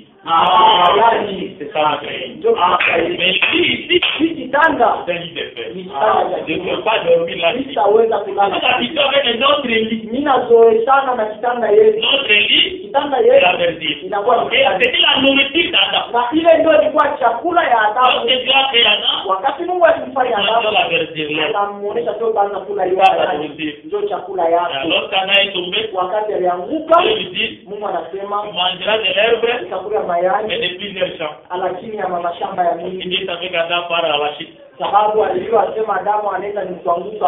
Il était trompé par beaucoup de gens. Alilanishiwa kwa watu mingi, Mais elle le lit de Dieu. lakini mchakuliwa wa Mungu, Dieu ne l'abandonne jamais. Mungu hawataki kamwe. Tous les temps que tu as fait ça, les bisous là. Wakati wote ulipotesha kule mvituru, Dieu les voyait. Mungu alikuwa anakuona Et il avait un programme sur ta vie. na alikuwa na matengenezo kwa maisha Il yetu. faut accepter que Dieu a un programme sur ta vie. Alikuja anakusikia na kusema Mungu ana matengenezo kwa Écoutez, maisha yako. tu es en train de souffrir. Hein? Unasikia, unaweza kuwa unatekwa Toi, tu penses aux gens qui t'entourent. wewe, unawazia watu Tu wanakuzunguka, penses à ta famille. unawazia jamaa Mais yako je t'informe que na kupasha habari il y a un Dieu qui pense pour vous. wiko mwenyewe, unawazia mzee Joseph en prison. Yusufu mfunge. Personne ne pensait à lui.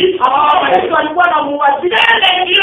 Mungu pekee Pensez à Joseph. alikuwa anamwazia Il est en souffrance. huko mateso, Parce que Dieu pense pour vous. jua kama Mungu anawazia juu ya Tout le monde fait abandonner. watu wote walikuwa, Et Dieu pense pour moi. lakini Mungu Et anawazia ça fait votre espoir. ile nafanya nguvu Et yake. Joseph a dit à un homme, Yusufu anaonesha mtu mmoja sera élevé. wakati watamnyanyua Et pour que cet homme pense à Joseph, yule mtu amkumbuke, il fallait que l'Éternel pendeza wa milele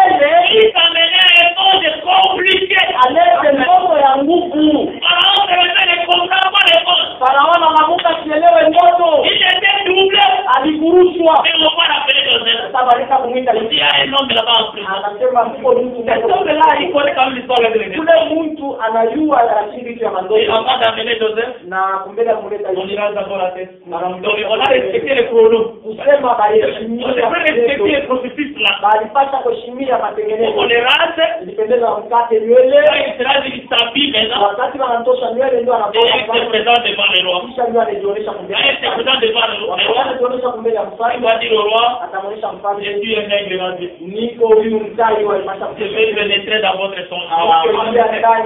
Il ne faut pas qu'on m'arrange. na sababu ni Je suis pas un nègre. nikuye Et tai Joseph entre, na Yusufu anaingia il sort avec la réponse. anatoka kuna Mais jibu là où il y a Dieu, kusema pale peko il y a l'explication de son. peko ya mtoto Les magiciens n'ont pas ça. basi ya malawa bana nayo Tout le monde a la Bible, mais tout le monde n'a pas l'explication de ce que dit. wote wanafikiria lakini basi wote wana na utafsiri ya maandiko. Il y a des gens qui ont des versions et des versions. Wiko bantu beko na maandiko ya makusema kwa kuachana na kwa Ils consultent des avis. banaangalia kitabu ya Danieli, Ils consultent les saisons. banaangalia Louis Ils II, consultent Sophie. banaangalia Sophie. Chaque des versions. Eko na hiyo maandiko ya Il Biblia n'y a pas l'explication. anafundisha tafsiri Et là, il n'y a pas la vie. na pale hapana maisha. Et Dieu lui prive la vie. Kusema Mungu anamkandalia maisha. Pour que Dieu nous donne l'explication, Mungu ndio tupatie il utafsiri, devait viser à la mort. alipasha kupima Luka. Parce que son voile cachait l'explication. Sababu ndio kupatia yake ilikuwa nafikia utafsiri. Dieu faisait des choses à telle que les apôtres ne pouvaient pas les comprendre. Mungu alikuwa anafanya vitu mkipimo na mitume ile ilikuwa Il zikolewa. les prend, il part avec eux. Aliwabeba nenda nabo. Avec les parts, il l'abandonne 8. Anafika pashi mwa fulani anaacha baba wiki. Il prend 3, il avance avec eux. Analewa watatu anatupa Il na abandonne les 3 là. anaacha watatu pale. Lui-même il part. Sasa yeye ndio Il construit les tabernacles. anaelewa Parce que dans les lieux très saints, dans les sacrificateurs qui appellent là-bas, kwa mwenyewe aliingiaka muli il verse le sang, anamwanga les damu temps vivants. mkia mshima. Il est sacrificateur en même temps animal. Eko mawani kisha vile eko tena nyama. Il présente les sacrifices comme étant sacrificateurs. Anaonesha sadaka sawa mkuani. Ça, c'est un Dieu merveilleux. Ule ni Mungu wa mzuri kabisa. Tout ça pour que toi, tu puisses avoir l'explication. Yote ile njoo wewe upate utafsiri. Et cette explication, Na ile utafsiri c'est ça la vie. njoo maisha. C'est ce qui te préserve du danger. Njoo yenyewe kuna kuchungia kutibaya. Parce que lorsque Salomon dit qu'on jette les pains, Wakati Salomo alisema tupe il mkate. dit on ne sait pas quel malheur peut arriver sur la terre. Anasema sababu asuiwe nione kama ninaweza kufika kwa On Mungu. sait bien que ça puisse sauver les têtes Hiyo mkate yenu iokoe ama badululu et les huit. iokoe masaba kisha na bawita. Les pains ne sont que de cette théorie. Hiyo mkate unaokoa masaba kisha na bawita. C'est un pain vraiment indice, comme le pain forcément avec les chiffres 7 et 8, parce que les mettre là-bas. Ni mkate moja hivi ambatanza sana na kuna kama unaokoa hapo watu basesi kisha na watu bawita. Amen. Amen. Les têtes Aba de basesi l'église. ni Il kanisa. ne faut pas voir cette femme. Les têtes là ne font qu'il est. Shetani pia na banamuke sesi, bale basesi ni kanisa moja. C'est cette femme-là Bale banamuke saba qui a trouvé grâce aux yeux de l'Éternel. ndio balipokea neema kumbele ya Mungu. Cela n'est pas donné à tout le monde. La grâce. Ile haigawaniwa watu yote. Et Dieu a toujours été jaloux de l'explication. Na Mungu anaangalia na bwivu sana na utafsiri. Quand il parle à la foule Wakati wanasema kutikosi en parabole, mfumbo. maintenant il entre dans la maison. Sasa niingia kunyumba. Attention, il ne faut pas être dehors. Ebeni yange haifadhali nikuwa Il faut nje. vérifier que si dehors c'est sur l'intérieur. Nafai kujiangalia niko ndani wala niko nje. Parce que dehors, Sababu nje il y a des paraboles. pepo ni Mais mamfungo. lorsqu'il entre à l'intérieur, Wakati ameingia ndani il dévoile maintenant les choses. ndio anafungula sasa vitu. Donc l'explication c'est dans la maison. Kusema utafsiri ni ndani ya nyumba. Malheur à ceux-là qui vivent dehors. Ole kubale wao naishi nje. Même si tu construis des grandes églises, Hata kama unajenga kanisa munene s'il n'y a pas d'explication, kama kuna vous utafsiri êtes dehors muko nje de la foule. ni ile kikosi ya wingi. Même si vous dépensez combien. Hata kama mnafanya mnapita wingi, Mais si l'explication n'est pas avec vous, kama utafsiri haina pamoja na mwezi vous êtes dehors. muko Mais nje. nous sommes heureux Lakini siku parce baadaye que nous sommes dans la maison. sababu tulivyo ndani ya nyumba ya Bwana. La maison, il y a les pains et les vents. Munyumba muko mkate kisha muko vinyo. C'est ce qui fait la joie de la paix. Ndio ile nafanyanga furaha. Les pains et les vents. mkate na vinyo, Parce qu'il faut être ivre. Hein? sababu inafadhali On ne kulevika, peut pas s'enivrer. inapendeza kulevika. Quand on est ivre, on est dans la joie. Wakati unalevika ndio unapata ya furaha. Amen. L'ivresse, il parle. Hiyo kulevika ndio nasema Les hapa. fêtes des Écritures, Mkate ni maandiko les fêtes des interprétations. na vinyo inakuwa Et utafiti. c'est ce qui réduit le cœur. Ndio ile inaleta furaha Le kuroho, vin réduit le cœur. sababu vinyo unaleta furaha kuroho. Amen. Et c'est l'explication que nous en avons. Ni utafsiri ile tunayo C'est notre joie. ndio unafanya furaha yetu. En dehors de ce que nous avons comme vérité, Nje ya ile tunayo sa ukweli, l'ennemi opère aussi. huyu adui na yeye ndo anatumika. Il cherche à égarer beaucoup de gens. Eko natafuta kupotesha watu Il mamini. y a des choses que l'ennemi arrive avec ça. Iko vitu vile shetani anataka Il navyo. vient avec la prophétie, Anakuyaka na utabiri. il vient avec les miracles, Eko nakuwa na miujiza. il vient avec tout ça pour chercher à t'égarer. Eko nakuwa na vile vyote ndio kutafuta kupotesha. Maintenant, si toi tu n'es pas prudent, Sasa kama wewe aucheze ange, si tu n'es pas une maison bâtie sur les rocs, kama una ile nyumba wanaenda yulu ya tu mwamba, vas facilement te perdre. utaenda mbio kupotea. Et si l'ennemi te récupère, Na kama adui anakubeba, il t'amène petit à petit vers la paix. atakupeleka polepole kwenda kumoto, Parce que sababu le péché, c'est dhambi pas seulement connaître la femme. haina mpaka kufamia bibi wa wenyewe. Bien que le péché, c'est d'abord prêcher mal la parole. Dhambi mbele kuhubiri vibaya sauti, C'est ça le plus grand péché. ndio dhambi mbele Il ile mène à la mort. iko napeleka mtu kurufu. Amen. Le péché qui mène à la mort, Dhambi ile napeleka kurufu c'est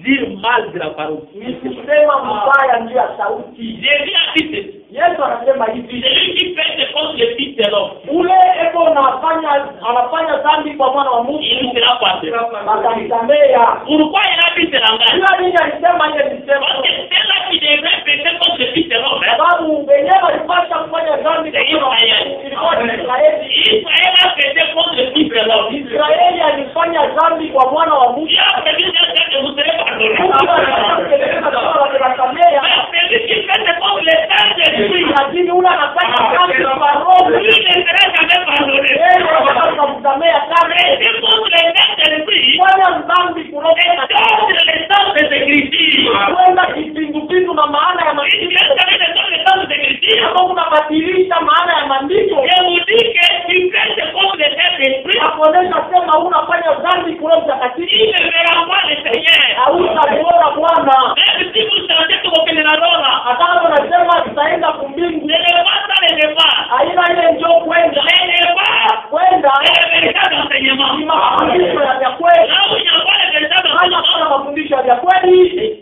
l'apôtre déjà dit ceci. Mtume Yohana anasema Si hivi, tu vois quelqu'un dans une erreur, kama unaona mtu ni makosa, priez pour lui.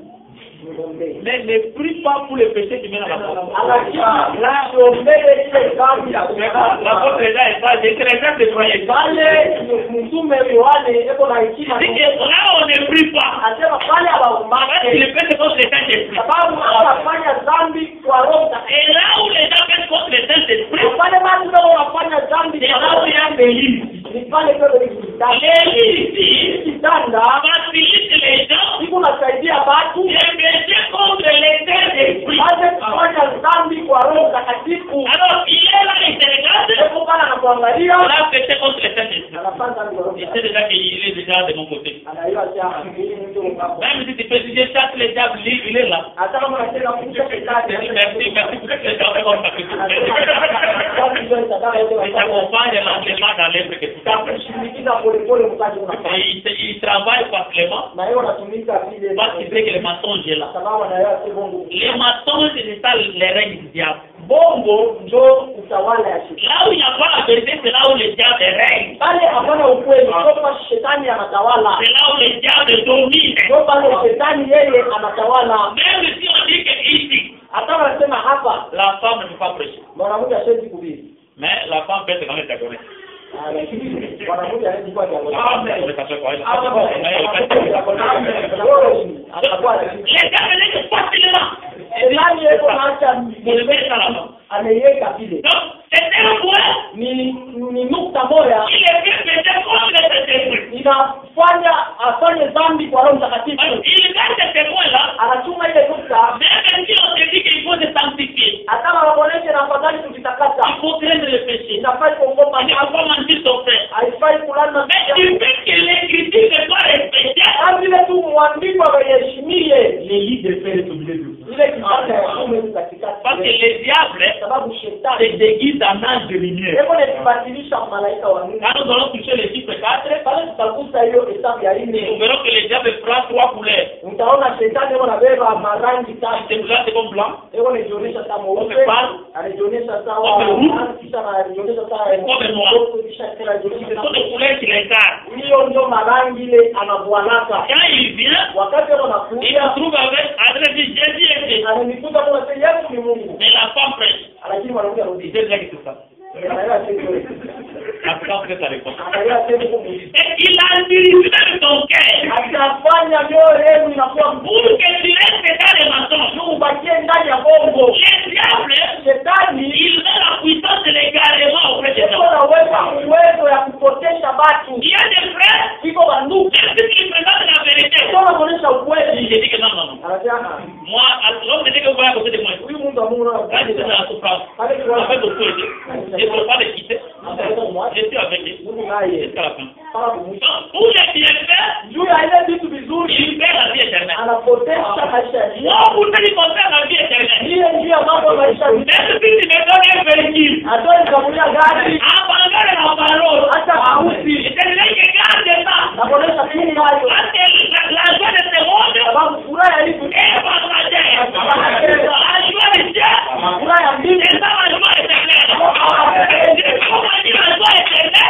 furaha ya milele Les choses passagères. kila kitu kinapita. Il faut accepter les vies de paix. Hawezi kushika kitanda ya juma Toutes les choses passagères. kitu ya kupita. Je garde la parole. Funga sauti Moi, c'est comme une aborte. inafai kuwa kama Les gens du roi, hiyo miundo ya mapande domaine royal. makao ya mapande. Le roi dit que je vais te donner mon champ. Huyu mwalimu mpanga anasema nitakuambia Les mashamba champs du roi. mashamba ya mfalme. Akab dit que je vais te donner les champs Huyu d'abord. Akaba anasema Mais nitakutangulia, donne-moi ces champs-là. lakini wewe utakulia ile Je vais te mashamba donner les lits de paix. nitakupatia kitanda ya Moi, chuma. donne-moi les lits que tu as fait dire là. Kile kitanda cha Moi, mayai je vais prendre la verdi. ile ni wewe Moi, mayai, je vais prendre les paix. wewe wewe chuma. N'importe quel euro. Huyu unabota na mjibu Que Dieu me garde. Mungu anajua. Et je te livre les lits de paix. Toutes les fois que tu me donnes les lits de paix. Ils enlèveront la perdition. ile itanipeleka kukupotea. À quoi sert le monde de vivre dans les mensonges Ni nini mzuri kuishi muongo pour finir par mourir? juu ya kufikia kumwisho kufu. Le monde que tu vois ici, Hii dunia unaona il hii, est pas les premiers, hauna wa kwanza ce ne sera pas au deuxième. au utakuwa wa mwisho. Tout ce que nous voyons ici, Hivi vyote tu il y a tunaona des gens qui en ont eu avant nous. mwiko wale watapata Il mbele y a des gens yetu, qui en auront après nous. mwiko wale watapata kisha Nous shule. sommes des pèlerins. Shie tu mtu bapita njia. C'est que je vois que l'idée fait, je pense que Ile c'est le tunaona tu akitaka ilikuwa inafikia là, mnala je ne touche pas. pale tutagusa. Avec des bonnes vertus, Kama mnaona c'est mayai notre lit. ila kitanda C'est là que je me réponds. ni hapa za Il y a des gens qui envoient les lits de fer kwa watu ambao wanameza kitanda ya chuma pour un profit de l'école. juu ya basi moja ya kitu moja bei fulani, Il fait la vie éternelle napotesha maisha ya milele pour des choses de ce monde. juu ya vitu ya hii dunia. Parce que les soucis de ce siècle, Hiyo mashaka ya hiyo dunia est en train de faire perdre la vie éternelle à beaucoup au milieu de nous. kunapotesha maisha ya milele watu mingi katikati yetu. Il a commencé bien, Alianza il mzuri, est arrivé à un moment, lakini fika wakati il est fatigué. anatoka Qu'est-ce qu'il y a sur les rocs? Mungu ya kweli yule ya mwamba, La maison sur les rocs nyumba yule ya ne mwamba s'agite pas. aiae Même si les vents tirent, hata pepo inakula, la maison est sur les rocs. nyumba yako yule ya La mwamba, maison est stable. nyumba iende. Tu vois, tu n'as pas le mariage. Unaona una Tu ne mandoa veux pas que là j'avance. hauna tena kila Je peux te prouver que si mimi ndio nikupatia je suis une fille de Dieu, hiyo mtoto wa Mungu. Dieu a des projets sur ma vie. Je ne bouge pas, je suis célèbre. C'est ça un sens.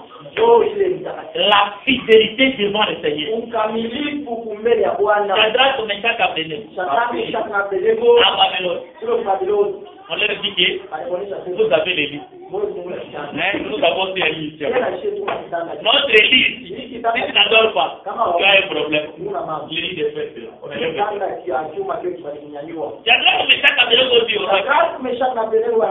nous nous gardons jalousement notre lit. On ne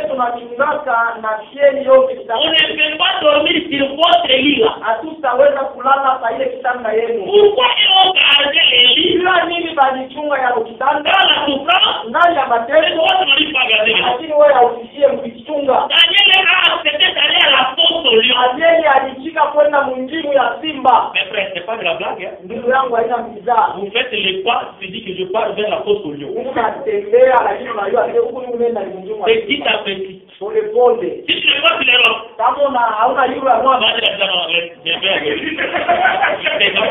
s'arrête à te négocier. Mais quand il est allé. On arrive au trou, on voit les lions. Dans l'espoir,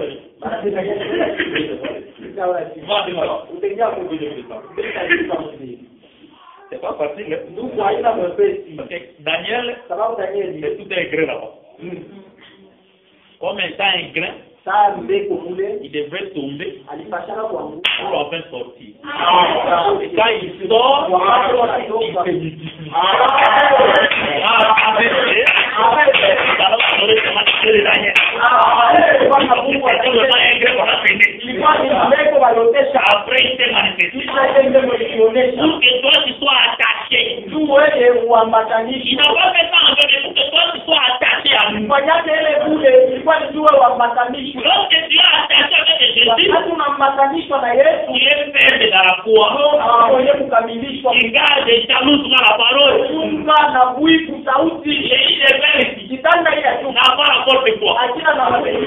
Parce qu'il est l'écaille du crocodile. Quand le crocodile regarde, on va les faire comme de la pâte. Un enfant de Dieu, là où tu trouves, il y a des démons.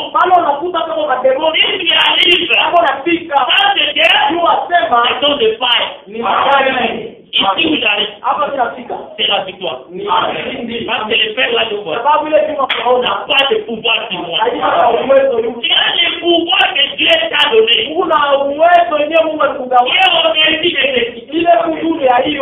pouvoir que Dieu t'a donné, il faut avoir l'assurance avec ça. Partout tu arrives, proclame la gloire de Dieu. Il y avait les démons, ils vont fuir. Parce que le véritable crocodile est au milieu de nous. C'est comme David, il a proclamé la gloire de Dieu. Il est passé au torrent. Il a ramassé 5 pierres. Et avec Pierre, il a minimisé les choses. Regardez ma Goliath comme il était là.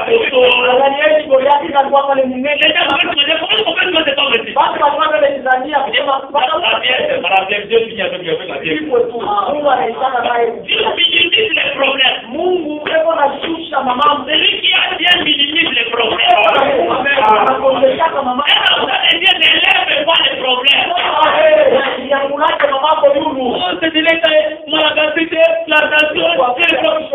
Tu élèves les problèmes pourquoi? Élève les meilleurs de Christ. Et il y a quelqu'un de problèmes. Il y a quelqu'un de problèmes qui va résister à moi. C'est un crocodile qui fait peur. Parce que ces crocodiles-là, l'autre état, il n'était pas péché. Il n'était pas péché. Mais il a accepté pour les péchés. Le crocodile est péché aujourd'hui. Auparavant, il ne fait pas pour les péchés. Et quand on les pêche, il s'amuse avec les filles. Le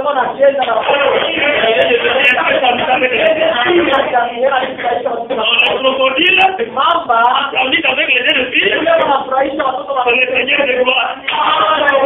Celui de ce péché, on fait les amis avec les jeunes filles. Et il s'amuse et dans la parole. Quand il danse de la parole, c'est le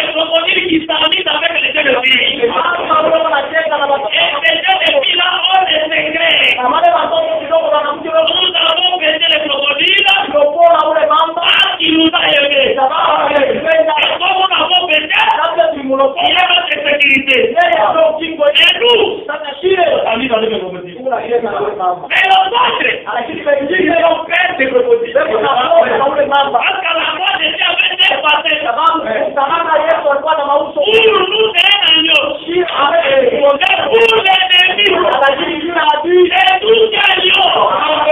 Il établit pas avec l'adversaire, yeye alichezeshake na mais avec les saints. lakini na Il watakatifu. établit avec nous. Hebu na Quand il est au milieu de nous, kama katikati le yetu crocodile s'amuse. yeye mama ndio Il faut pas amuser les crocodiles. Hein. anacheza mama. Pourquoi nous ne pouvons pas laisser les crocodiles parler? Ndio mama yeye sababu hapa mama ndio anatufurahisha. Il n'a pas de colère. Alisema na ile uso Mais ça n'a pas de colère. lakini uso ya kasira Et même la liberté. iko ule iko Je suis jaloux de celui qui l'a racheté. iko ya ule mjani ndio Je komboka. me dis que dans les combats établis, Unaweza sema mgonja maisha et yake. il y a l'incident de guerre, Kwa nahakikisha Jésus qui m'a sauvé, Yesu ndio il est jaloux avec moi. Il dit que vous sur moi, et vous sur Seigneur de Dieu. Allez là, tout le Seigneur. yule alikugusa Bwana. Jésus lui a dit dans la ténèbre, Yesu alisema mtabu pourquoi me persécuter-tu? bila nini huku lenisumbua. Il est venu à forme de lumière. Alikuwa mwili mfano wa Parce que Dieu c'est la lumière. sababu ni nuru. Amen.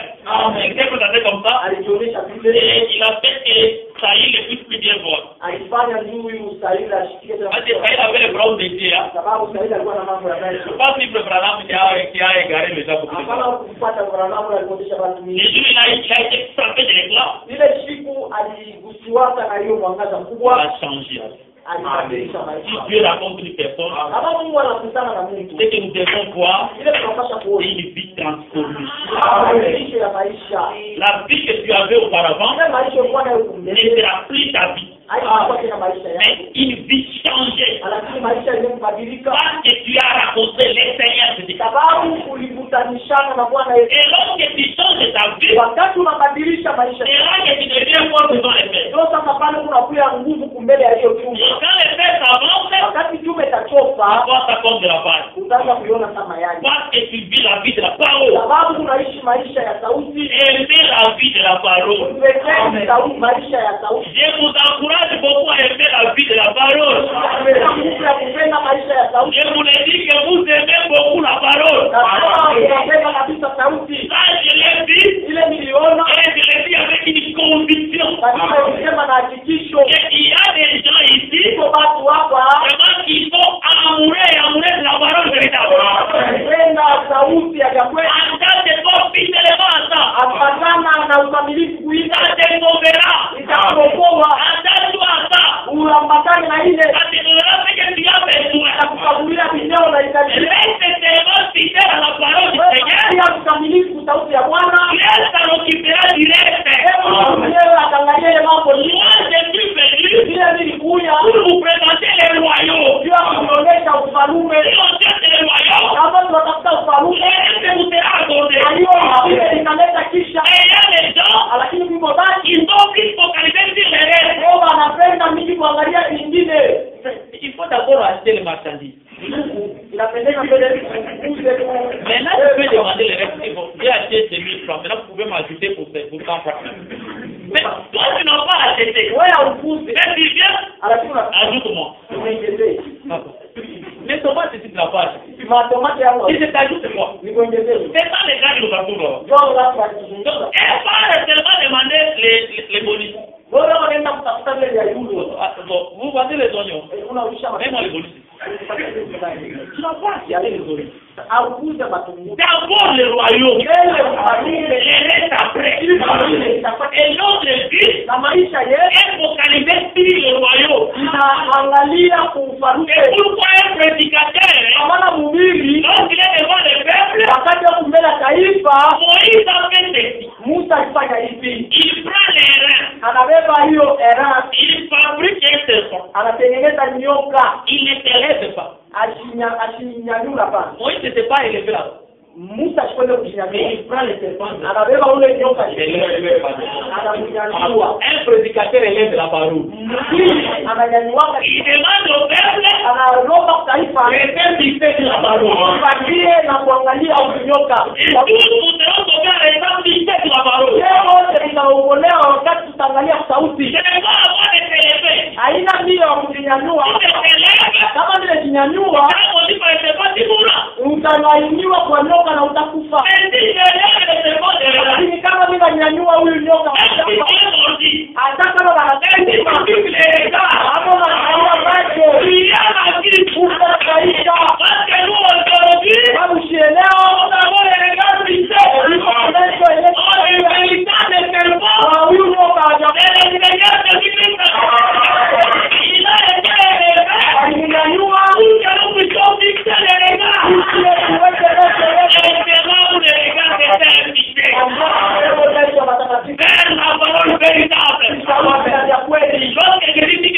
wakati anasema kitu pour nous c'est vrai. njoo ya kweli. Même s'il est bien. Hata kama anakuja. Il dit personne n'est monté au ciel. Asema hakuna mtu anataka kumlilia. Amen. Bila chikia hayo. Pourquoi aller de gauche à droite? Anakwenda kujume na kishoto. Maintenant, c'est la pensée. Sasa tafuta mawazo Pourquoi il a dit ça? juu ya nini anasemea hivi. Personne n'est monté au ciel. Hakuna mtu alipanda C'est kumlilia. celui qui est descendu. Kama ule bila ishuka. D'abord, il expliquait les deuxième jour de la création. Mbele alikuwa anatafutia siku ya pili ya Parce qu'il était monté au ciel pour descendre. sababu mama ilipanda yule na yeye Et ilipanda. l'autre, il a aussi au ciel. Yeye mama ile kuyuni kisha mama ile. Jésus a parlé vraiment les choses. Yeye ambaye kila vitu. Pour dire devant que Jésus vient de dire, personne n'est monté au ciel, c'est celui qui est descendu. Yule anasema tu asema niko Mungu anasema hakuna mtu alipanda kumbingu kisha mtu alishuka hapa. Ça, c'est bien langage de collé. Ile ni misemo ya mfumbo. Quand on dit prononce chibolette, Kama anasema shembea shibonete. attention, nous sommes au guet du Jourdain. On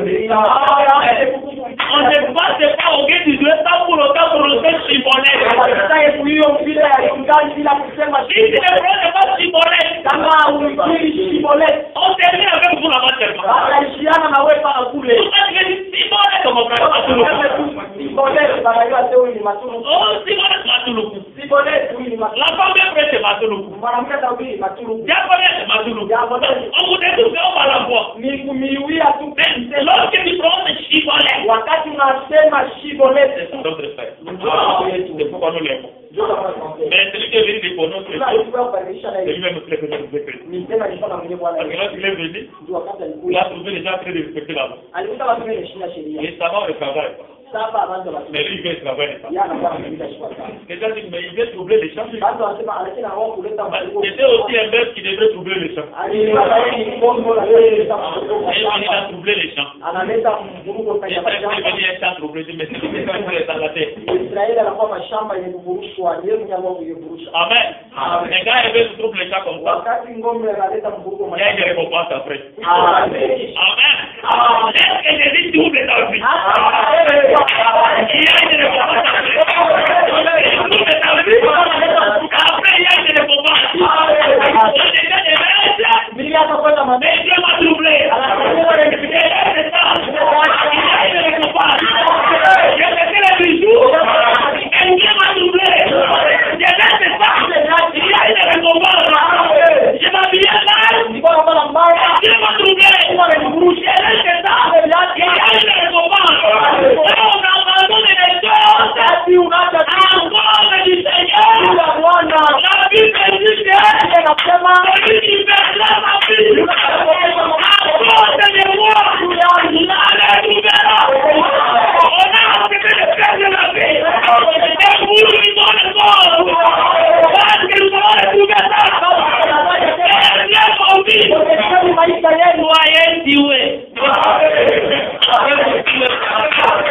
Je vous ai promis de vous tuer. On a essayé de vous tuer. Si vous êtes tués, on va récupérer notre vie.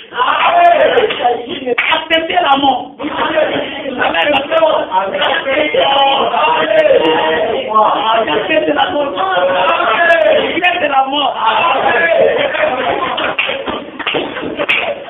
Lorsque tu acceptes la mort, tu acceptes la mort, tu acceptes la mort, tu acceptes la mort, tu acceptes la mort.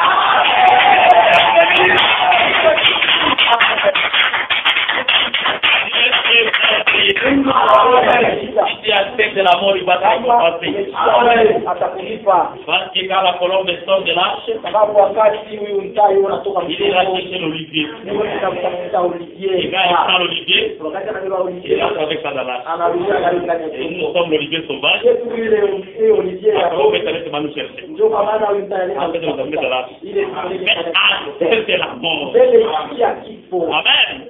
Acceptez la mort. Ya kufa. Accepter la mort, c'est une bonne chose. Ya rufu ni kitu mwanzo. Accepter la mort. Tunafanya Comment est-ce qu'on accepte la mort? mimi ni Comment on accepte la na mort? mbona kanibarikia On accepte la mort. na mbona kanibarikia Non, on accepte la mort. Amen. Donc, si vous acceptez la mort, Jésus qui devient votre vie. Acceptez qu'il soit votre vie. La grâce de Jésus, la vie qu'il a faite, Jésus lui a donné une autre vie. Il a engagé à la table du Seigneur. Vous mangez la table du Seigneur, par la mort, vous verrez la table du Seigneur. C'est la personne la plus heureuse. Et là, nous pouvons prier le Seigneur. Tu vas dire à Dieu, je suis venu au devant de toi. Ma consolation, c'est à ta présence. Lorsque je suis au devant de toi, je suis une personne consolée. Lorsque je suis au fait de toi, éternel, mes souffrances n'ont pas la force. Lorsque je suis au devant de toi,